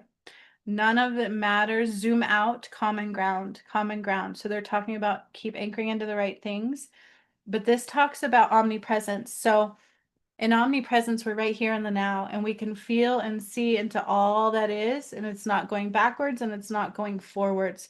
That is so important for you. So important for you. Also, you've been manifesting and they're saying it's being created. So when we call stuff forward, when we're trying to create, like it sometimes has to be woven in the frequency of our energy sphere, right? In the universal flow.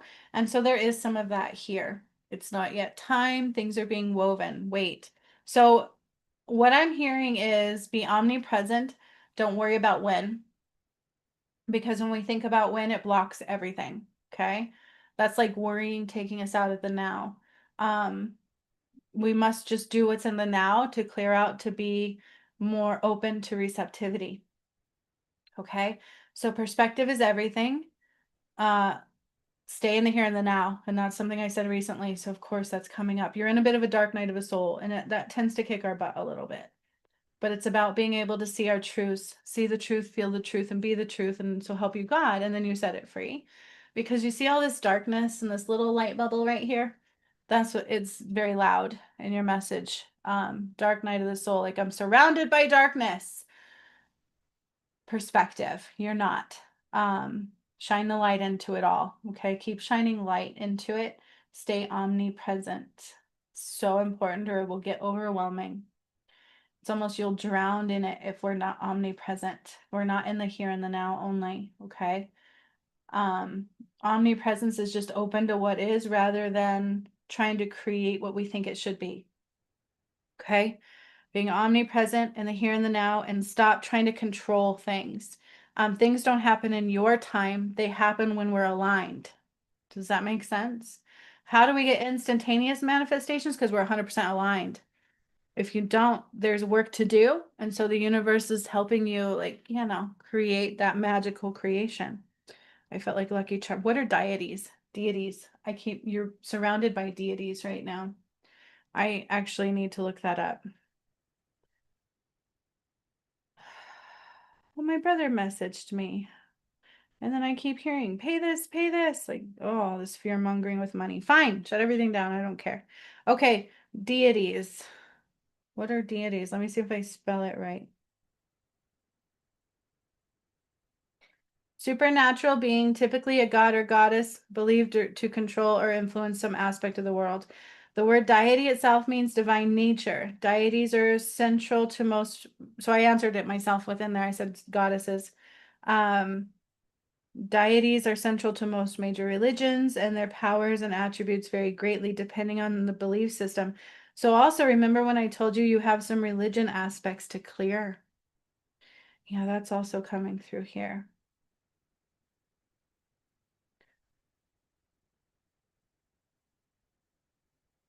So, gods or goddesses. So yeah, there's a lot, and I said that. Deities, what are deities? And I'm like, we're surrounded by goddesses. So there you go. I just never used the word deity. That was different. So dark night of the souling, you need to shine light into everything. Don't try to control the winds and hows. You have to be very careful about that. It's never in your time, it's always in because when we think it should be now or whatever, that's because we're not doing our part to just be aligned and be open and already know it is. There's separation there. And wondering about when blocks everything. Okay. Trust me. And then we have deep cellular healing. Okay. Arcturus energy, physical and emotional healing. But you know that. That's reflecting the dark night of the soul as well. That's the purpose of that. It's like all this darkness surfaces for us to shine light into it and be free. And when it's the dark night of the soul, it's because it's just so much at one time. Sometimes it's jarring and we feel like we're surrounded by darkness. All right, then we have the cosmic heart. Devotion, potency, make your life a moving prayer. Make your life a moving prayer. That's important, right? So what's the difference between prayer and manifesting? Or prayer and meditation? Prayer talks about speaking good things, right? But we don't want to pray like it's outside of us necessarily. It's more like pray about all the good. Pray about good. Pray about gratitude. Pray about high vibrational things. You have to change your lens to the high vibrational lens. So see the world with gratitude. Thank you for all the love. I pray for the love. I pray to be more loving. I pray to open my heart. Devotion to the right things. Okay. And that will continue to get you through this dark night of the soul. And then I just need one card from the goddesses or whatever comes out here. So I was told to grab the goddesses card. So when I said deities, I said we were surrounded by goddesses. I should have known that was my own answer. And then we have, yep, so releasing is required. The moon. So never think you're done. Okay. Just you got to be omnipresent and just say, what am I releasing now? What's ready now? Okay. So many layers. And then also independence. Ooh, independence. So you want to be free from the shackles of the mind. Ooh, wow. I've never noticed that. In this card, there's a snake at her head. You need to call your power back from the mind and free your soul from that. Remember, we are in that portal of the mind, red dragon. I talked about that. You know, you watched the work, you witnessed it. Mount Shasta, all of that. So you need to free yourself from the mind. Oh, you've got some negative thoughts that come in. And it's about releasing the attachments to it. Okay, so deep releasing, keep releasing what blocks you from love. I release now everything that blocks me from love. I open my heart. I open my heart. I'm ready to just those kinds of focus. And you need to be free of the shackles of the mind. That's very, very, very loud here. I once heard this Lilith goddess is not a goddess of the divine. Oddly enough, the Katy Perry thing, she was like supposedly connected to the goddess of the divine. And I'm like, no, she didn't. There's something else going on there. So there's illusions at play, and your thoughts can easily leave us blind, right? So you need to get your power back from the mind now. And keep releasing. The moon talks about releasing all of the darkness that is in front of you at this time. Okay? So let's do your healing. And as I'm going in, there's dense energy. It's like I can feel it. I can feel it. I can feel it into my back, into my neck, into my head. Yeah. Excuse me. Yeah. So I need to bring in a bubble of obsidian for healing protections of healing. Again, I get the energy that somebody doesn't want you doing this. Like there's sabotage at play. There is a push for you to not do it, for you to quit, for you to and I feel like that's in your energy. Yeah, be very careful of this. It's like that trickery, like in the crow cards, it's like trickery. Trying to convince you otherwise and trying to get you to sabotage. So be aware of those. That it's not worthy, it'll never stop, these kinds of things. This is really, like really heavy mental stuff going on here. And you can deny it, but I wouldn't do that. I know it's there. I can't deny it. I know it's there. So I hear it loudly. And I go to your right ear. So it's like listening to something that's not light, that's not aligned. It's trickery. So be careful. You have to call your power back from the mind. That's not a maybe. That's actually one of the portals. You know this, the Red Dragon, Mount Shasta, portal of the mind. We are in it now, but they are telling you this is necessary. So snakes represent power. It's at her head, and independence. So you need to break free from those shackles that blind you and call your power back from the mind.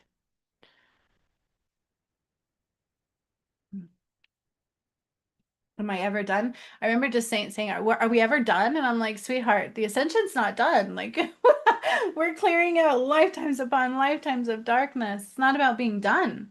It's just becoming more light, more light, more light, more light. And so anything that rises looking at that, cool, I get to go higher. Cool, I get to go higher. So what is our lens? Change that perspective. There you go. Perspective is everything. So as I go into your energy, my ear became very clogged. Like my head is very clogged and my ear is very clogged.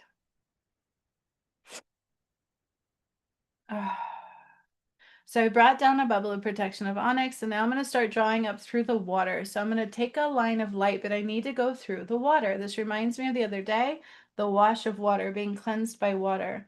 Water is your best friend right now. So I need to take the light through the water up into your feet.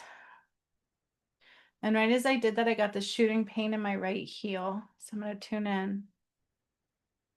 Conditioning.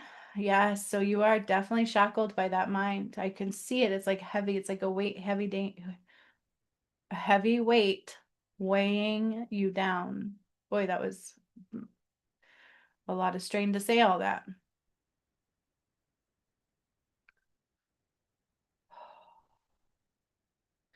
But also your Achilles tendon and into your heel on the right side. Ow.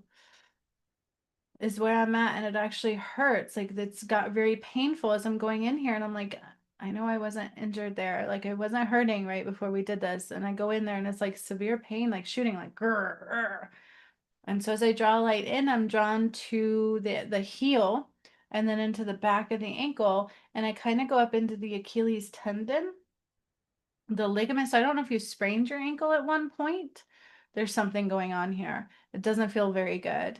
It's a weakened ankle, like it's easy to maybe injure. Um, like it's happened in the past. So if we sprain them or almost even break our ankle, sprain, strain, it becomes susceptible is a really good word to use. Like we could do it easily in the future, but there's some healing that's needed here. So I just need to draw a lot of light into the Achilles tendon, the heel, the ligament, the tissue, the tissue. Ow. Actually really does hurt. I don't know if this is new. Like if you recently twisted it, like maybe tried to step on a curb and it went or something's up. It doesn't feel, it almost feels like I rolled it. Um, but the pain is localized to the back and then towards the outside where that bone is, that bone on our ankle on the outside, kind of through that area.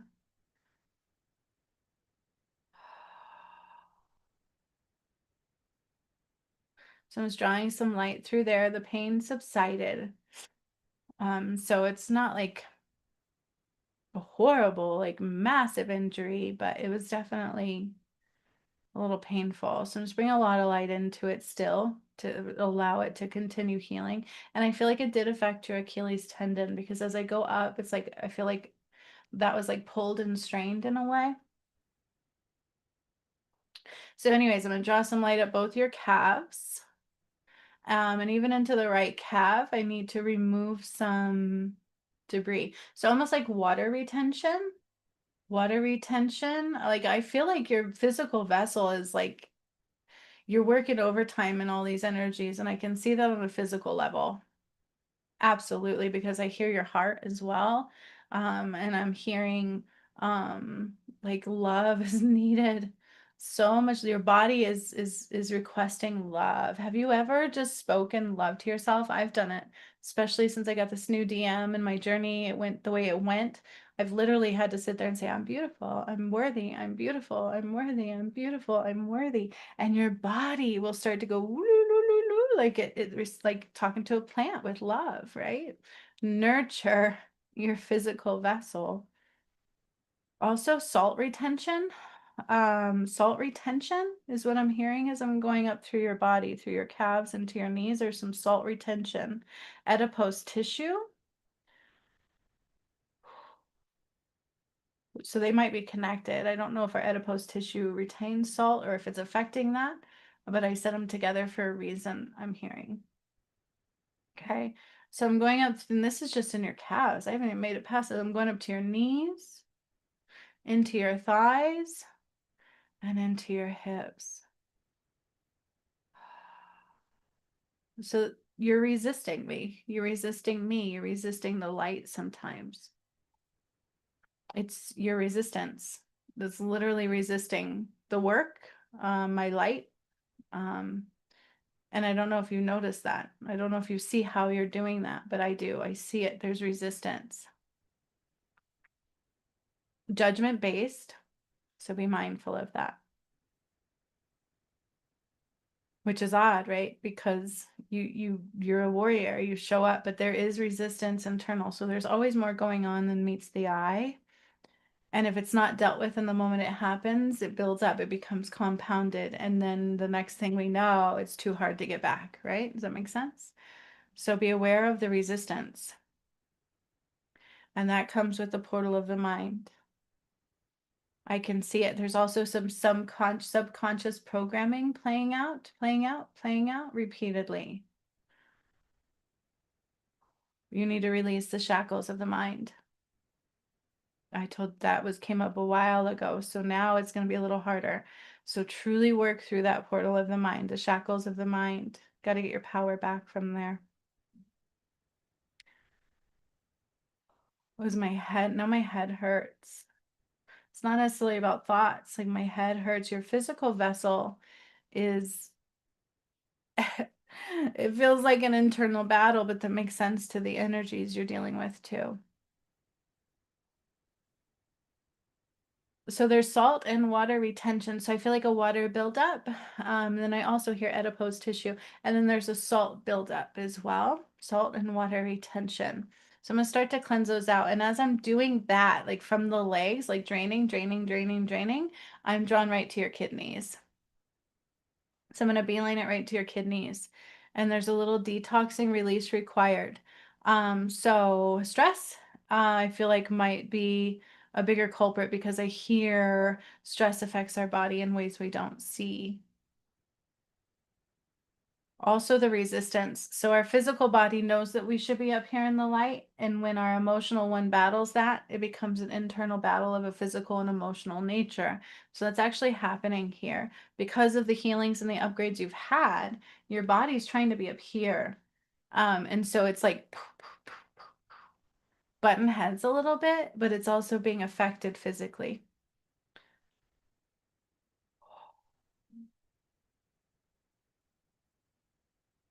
So I'm going into the kidneys, and as I'm doing that, I'm hearing adrenal glands. So I'm going up to the adrenal glands and I need to. So there's a hormone imbalance going on. So I'm going right up to the adrenal glands, cleansing, cleansing, cleansing, active like wake up, wake up, wake up, wake up. Cleansing out the kidneys, wake up adrenals, cleansing out the kidneys, wake up adrenals. I need to cleanse, then I go to the liver, cleanse, cleanse, cleanse. Liver detox, detox of the liver, to the kidneys and then to the adrenal glands. And I'm like, wake up, wake up, wake up. There is an imbalance on a hormone level. Some of it is thyroid. Also, like the thyroid's wreaking havoc on the body because I feel like it takes a lot of energy. because you have like have a thyroid or part of it missing. And so it's like trying to cut needs energy. And so it's taking from other areas. And that's kind of what I'm seeing here.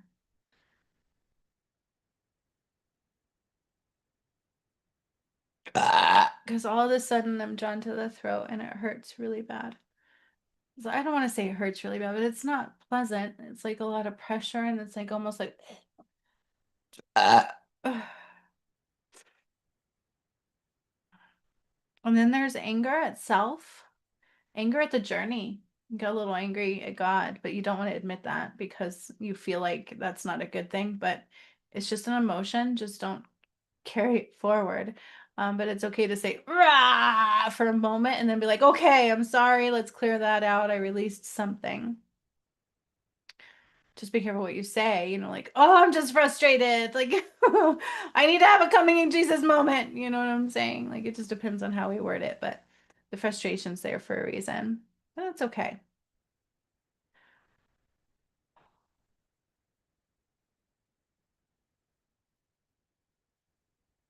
So the thyroid's not right. Um, haven't left, but it's like it doesn't feel right. It hurts.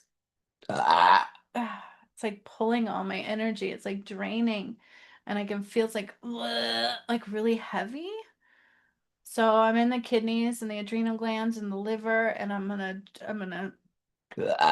go up to the thyroid. Thyroid. And I need to goiter release. So I know you had surgery, but the body still doesn't always read that it was taken because it wasn't healed. So your body's reading right now that there is a foreign object that needs to be removed. And so it's draining the energy out of the rest of your body. That's very real.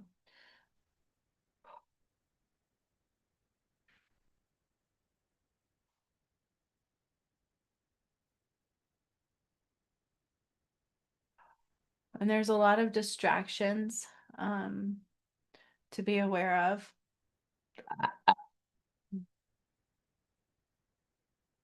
Busy mind, and that's how it's wreaking havoc on you.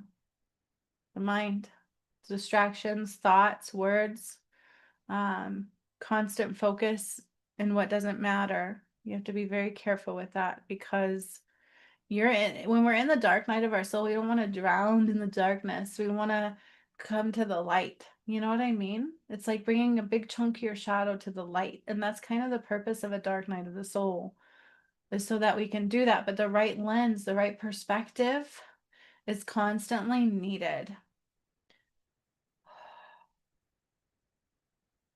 And as I'm in the thyroid, like it doesn't feel right in my shoulders, my neck. Like it's like I feel sick.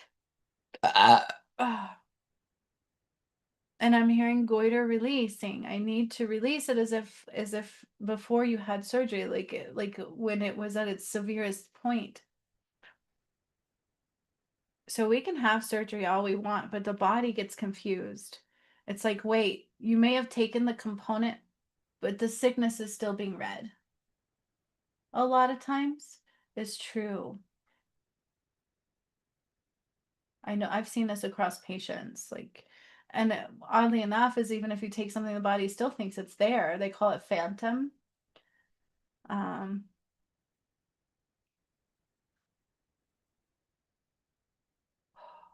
so why am I hearing salt water? Salt water. I'm bringing in some salt water. So in the beginning, I said salt and water retention, didn't I? And as I'm in your thyroid, I keep hearing salt water. And that goes into my ear. So I wasn't sure if the ear was because of maybe negative thoughts, but I don't think so. This is more of a physical component. Because I'm in the thyroid and I'm like, I need to cleanse and balance salt water. And I remember saying that in the beginning of your healing, and then there's like this weird pressure going to my ear. Now it's all connected. Our body works conjunctively. Every piece affects the other, right? Um, oh, mm. Also hormone like uh like the hormones are like like how do I explain that? Weird fluctuations. Imbalance, weird fluctuations. Um So I'm going to go to your pituitary gland, your hypothalamus, the hippocampus, your thyroid, your liver, your kidneys, and also the brain stem, your spinal fluid. And I need to, I sounds strange, I need to calm them down. I need to bring light in. I need to settle them together, not separate, like all at the same time, like hello, with light, just so much light going in and healing them at the same time. And it's almost like if you put icy at hot, you know, that weird feeling? It's like a whoo, like a okay, I'm aware. Like I'm now aware that there's something here. I'm now aware, so it stops that chaotic energy. That's a really good way. So it's almost like if our body's having an allergic reaction, we need something to come in. They give you like an antihistamine to stop that body going. So that's kind of what I'm doing. I know it's a weird explanation.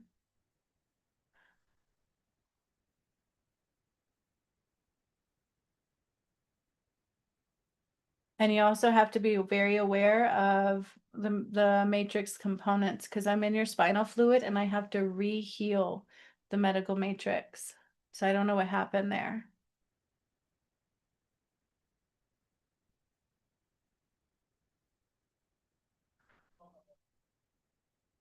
Just it's about power, control through the mind and power and dimming the light. That's what I hear.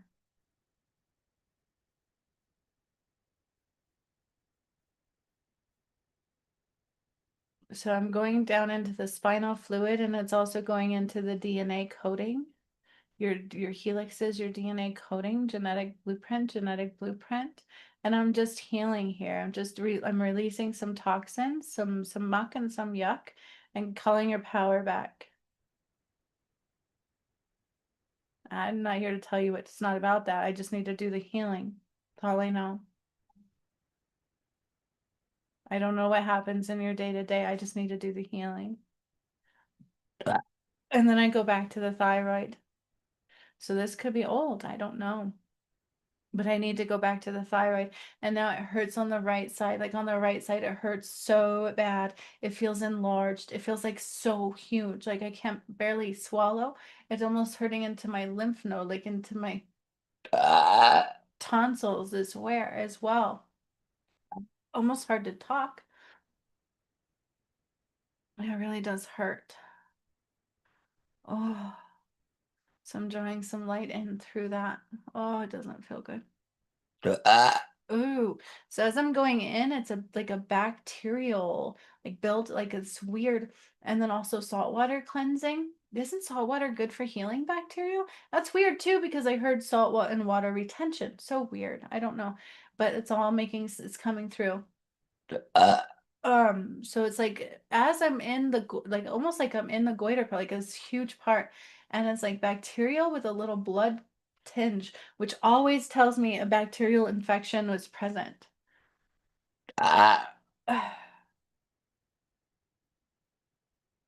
So I'm just drawing light in, drawing light in.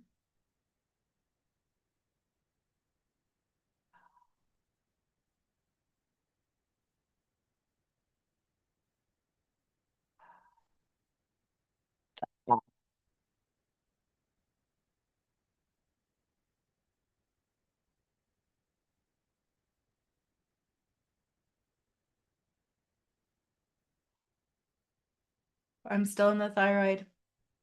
I'm running light in, and then for some reason my mind is pulling me out like it's a distraction, and I feel like that's what happens to you a lot. I'm going to the resurrection stuff. I'm like, wait, nope, back to the thyroid. I need to focus in on the thyroid, not the fact that John the Apostle had the soul.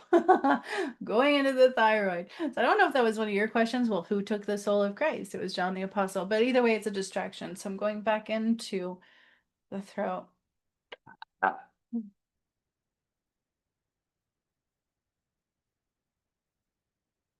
And as I'm in, your thyroid's still working through that. I go back to the kidneys a little, back to the thyroid, back to the liver, back to just slightly.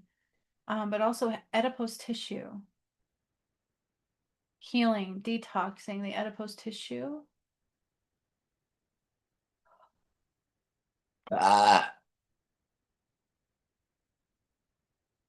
Can I hear thyroid conditioning? Your thyroid is wreaking havoc on your body at this time. It's because it feels like it still has a big ball of infection, or what you would call a goiter.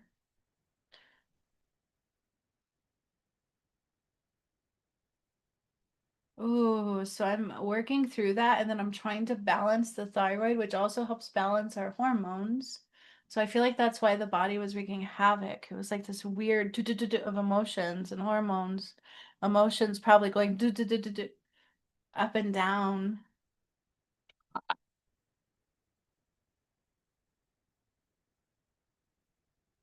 Water. I need to bring the water now into the thyroid because I saw it like an ice cube, like cooling with the water, but like an ice cube. So I'm just gonna bring the water to the thyroid. You also need a little extra water.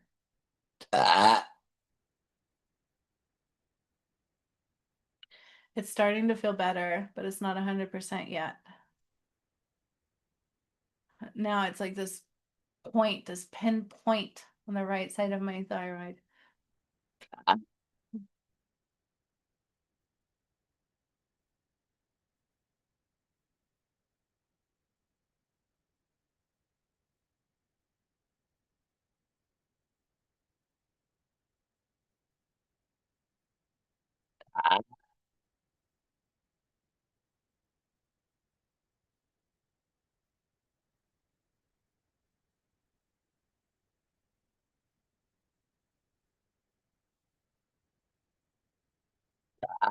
Oh, goodness, that's good stuff. I'm releasing some good stuff here. My mind keeps trying to pull me out.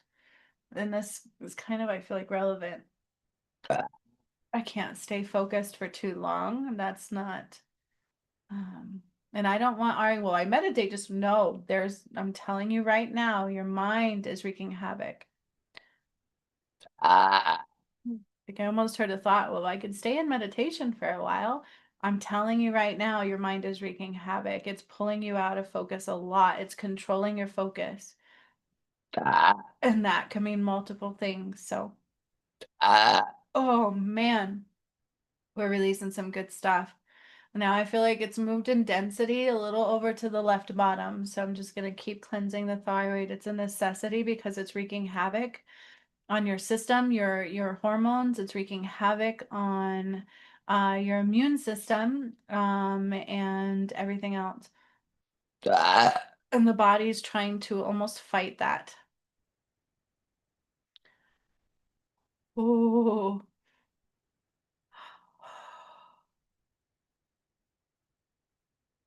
So I'm just bringing some light up into the bottom of the thyroid, and then it's kind of going out amongst both sides. And that's actually hitting some parts in the brain. So as I do that, I see some components of the brain lining up that are connected. And the hippocampus, hypothalamus, hippocampus, and also the pituitary gland, and a little bit in the pineal gland, because I feel like they're highly connected.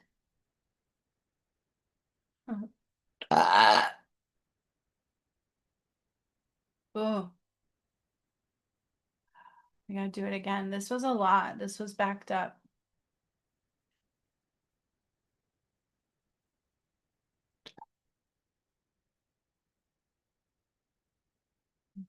Yeah, and I do it again, like shove light into the thyroid and it like it's moving. There's energy moving here. It's like crazy. And then it goes into the hippocampus, the hypothalamus, pituitary gland, and pineal gland. Also like the um prefrontal cortex. Ugh. Ugh. It's a lot. I can't rush it. Sorry. It's a lot. It's ugh. Ugh.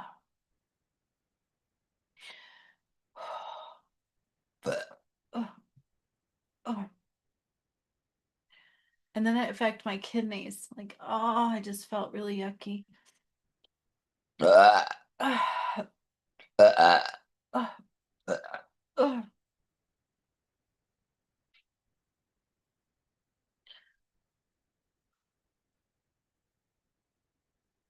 So what I'm hearing is without a thyroid, our kidneys would pretty much eventually shut down. Like they truly do work hand in hand. And so when our thyroid is struggling, it starts to pull from the kidneys a lot.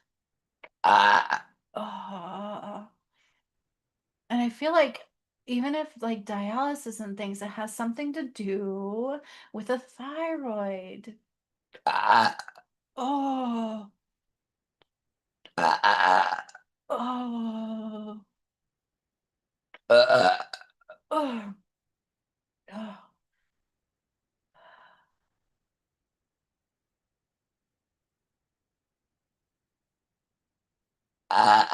And then again, I hear prefrontal cortex, and because when I truly bring light into there, it keeps like bzz, bzz, into the brain. I see certain areas light up, and then I feel the kidneys like being sucked the life out of. And so I'm trying to balance is a very important word here. Balance the kidney function to the thyroid function and allow the thyroid to think it's healed. So it's like healing the infection again, healing that area all over again, which really pulls on the kidneys, which also affects certain parts of the brain. So the hippocampus, hypothalamus, pituitary pineal gland, prefrontal cortex. Ugh. Ah, and then you're like I feel like a little squeezing on the breast tissue. So I need to heal that. I need to heal that and release the density in the breast. Ow. And then I also go into the spinal column and I'm healing there again in the fluid. And they want me to scrape the clavicle bone marrow. So I'm going to scrape that. Because of the thyroid, it needs a lot of support at this time. So I'm going to scrape the clavicle bone marrow.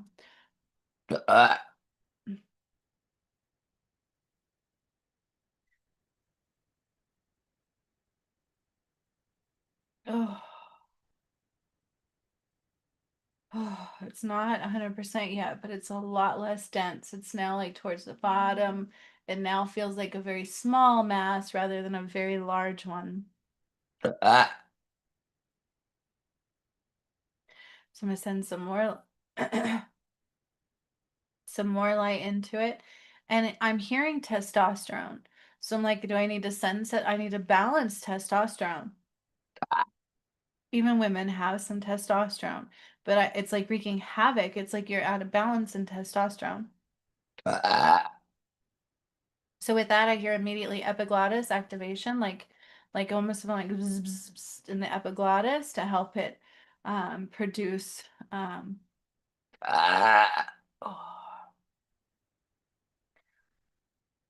estrogen,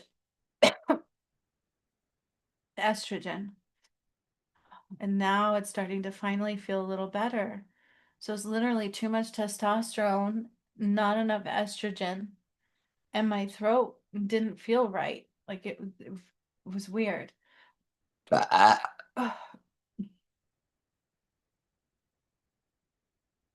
So now I need a balance. So I see like the infinity symbol. I'm just drawing light through both sides of the thyroid. I need the thyroid to feel like it's healed and fully there.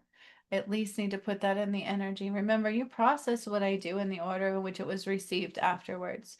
So your body will process all of this. So be careful of your salt intake. Oh, yeah. And make sure you're getting enough water. And you need a little bit of ginger and turmeric and celery juice, like celery water, no sugar, not like a pre-made with sugar, just as pure as you can get. Because that really will affect and help the liver and like all of the balancing of the system. Oh, also, you need to speak kind to yourself. That is also in the throat. So, remember everything we do is it reads through the energy entirely. So you need to speak kind to yourself tenfold. Mm. That affected, I can feel that in my pineal gland, my third eye.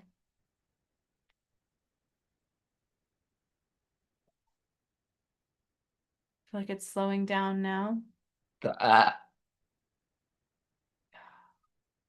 Goiter released. That's what I heard. That was intense. I don't want to do it again. Like, that was a lot and it didn't feel great. No.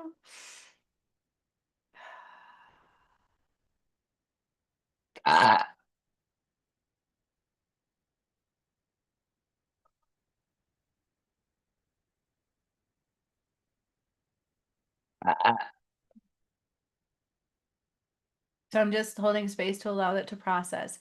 That's why I keep burping. The energy is like pushing out and it's processing. The body has its own circadian rhythm. And even if I wanted to rush it, it would do no good to the body. So I just give it a space for a moment to allow the work that I just did to fully process out. I just heard medication release.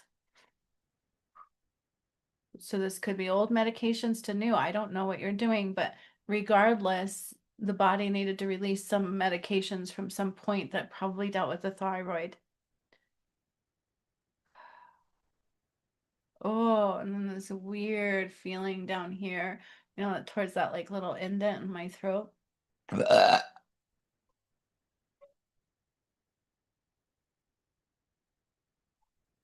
And then adipose tissue healing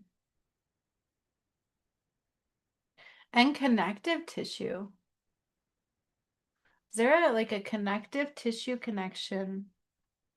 And I don't know, I feel like a genetic component because I see geneticism. So I see like somewhere in history in your family genetic coding, there was like a connective tissue issue. That's a connective tissue issue. But in your connective tissue, like I need to bring in some healing.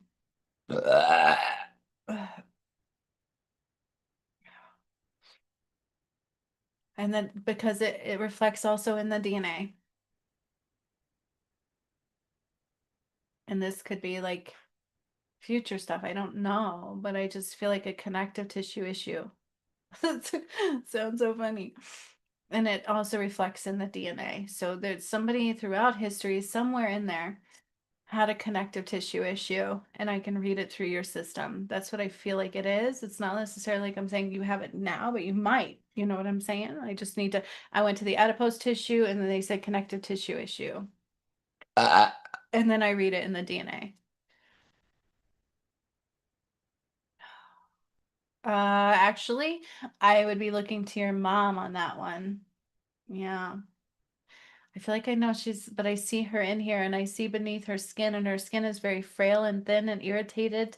And I do believe she has a skin cancer, right? But like there's something going on with her connective tissue as well. Like, yeah, I can see that in there. And I know I'm not allowed to touch it. I'm not touching it. I can just see it. She's not open to the healings. I see that. But I can see it reading through the DNA. And just because I say that doesn't mean it's going to be like textbook what they know of connective tissue issue. It not doesn't mean that necessarily either. I don't know if her skin's hanging off of her, but I'm just telling you this is a layer of concern.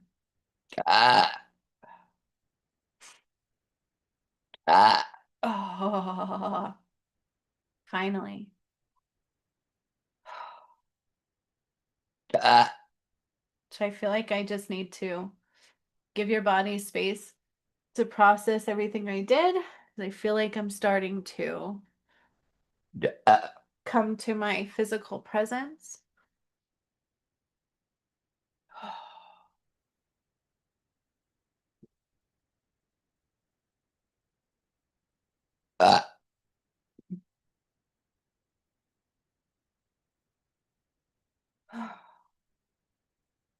And then I do feel like going into the auditory canal on the right side. So I wasn't really drawn there to do a healing, but I feel like it's connected. Okay. Ooh, my forehead's tingling. Woo woo. Woo. So I'm going to start gently drawing back down out of your energy and pulling back my energy. And again, you have something present around you that doesn't want me here. Because as I start to come back out is when I see that again. It's not loud, loud, but it's there. So there is some resistance to me on your end.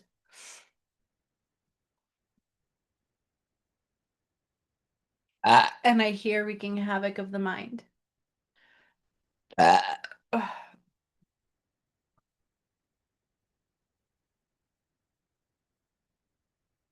Archangel Michael actually just stepped forward. So I don't know if you've called him forward lately or if he's been around you lately, but he's stepping forward right now and he's putting a little bit of like armor around it, a little bit of separation, a little bit of like armor, like a bubble of separation. But it needs to be fully released through, I feel like calling your power back through the mind. Because I feel like it's something you gave power to. So please speak nothing but love, especially towards yourself. Do not allow any thoughts outside of love to come in. Stop letting the past wreak havoc. Okay? All right. So I'm just fully coming out. Oh, coming back to myself. Oh my goodness. Clearing your energy out, giving it all back to you. Calling back all of mine. Separate. Separate.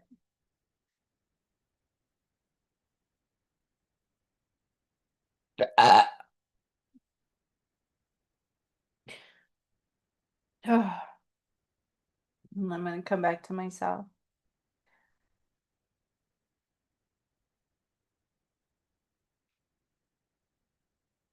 Oh, sweet. Yeah, I figured it was old medications. Oh, you got a hot flash. Always happens when I do thyroid work. Fun. Oh, fun. You're welcome. Sorry, my nose has had an agenda of its own today. Thank you for being here. That was intense. Please drink a lot of water. Be careful with the mind. It might even fight back a little bit more because that irritated it.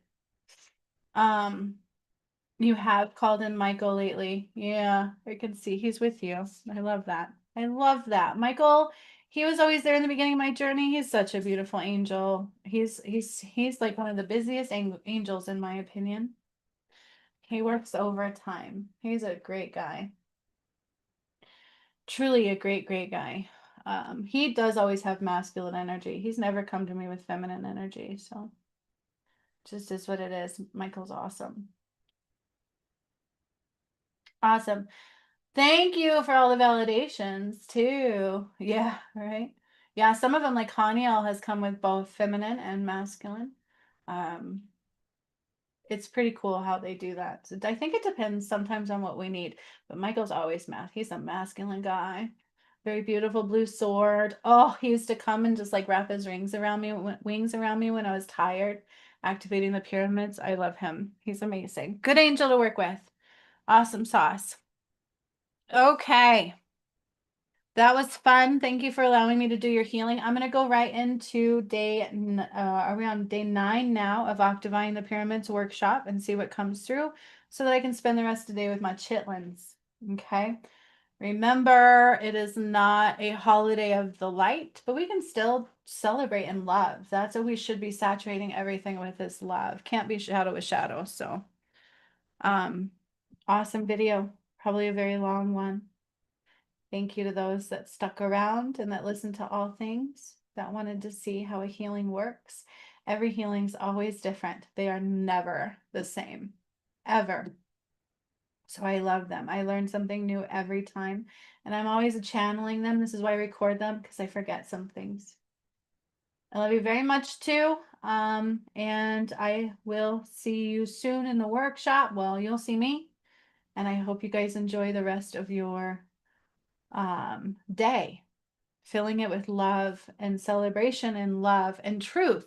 So, in order to combat the toxic trait of the system of lies, just fill it with truth, right? Fill your day with truth. So much love, my friends. Oh, I will see ya next time. If there's any hot topics that y'all want me to ask Spirit about, please let me know. I'm looking forward to doing some. They're kind of fun sometimes. So, whatever it is, just let me know. Till next time.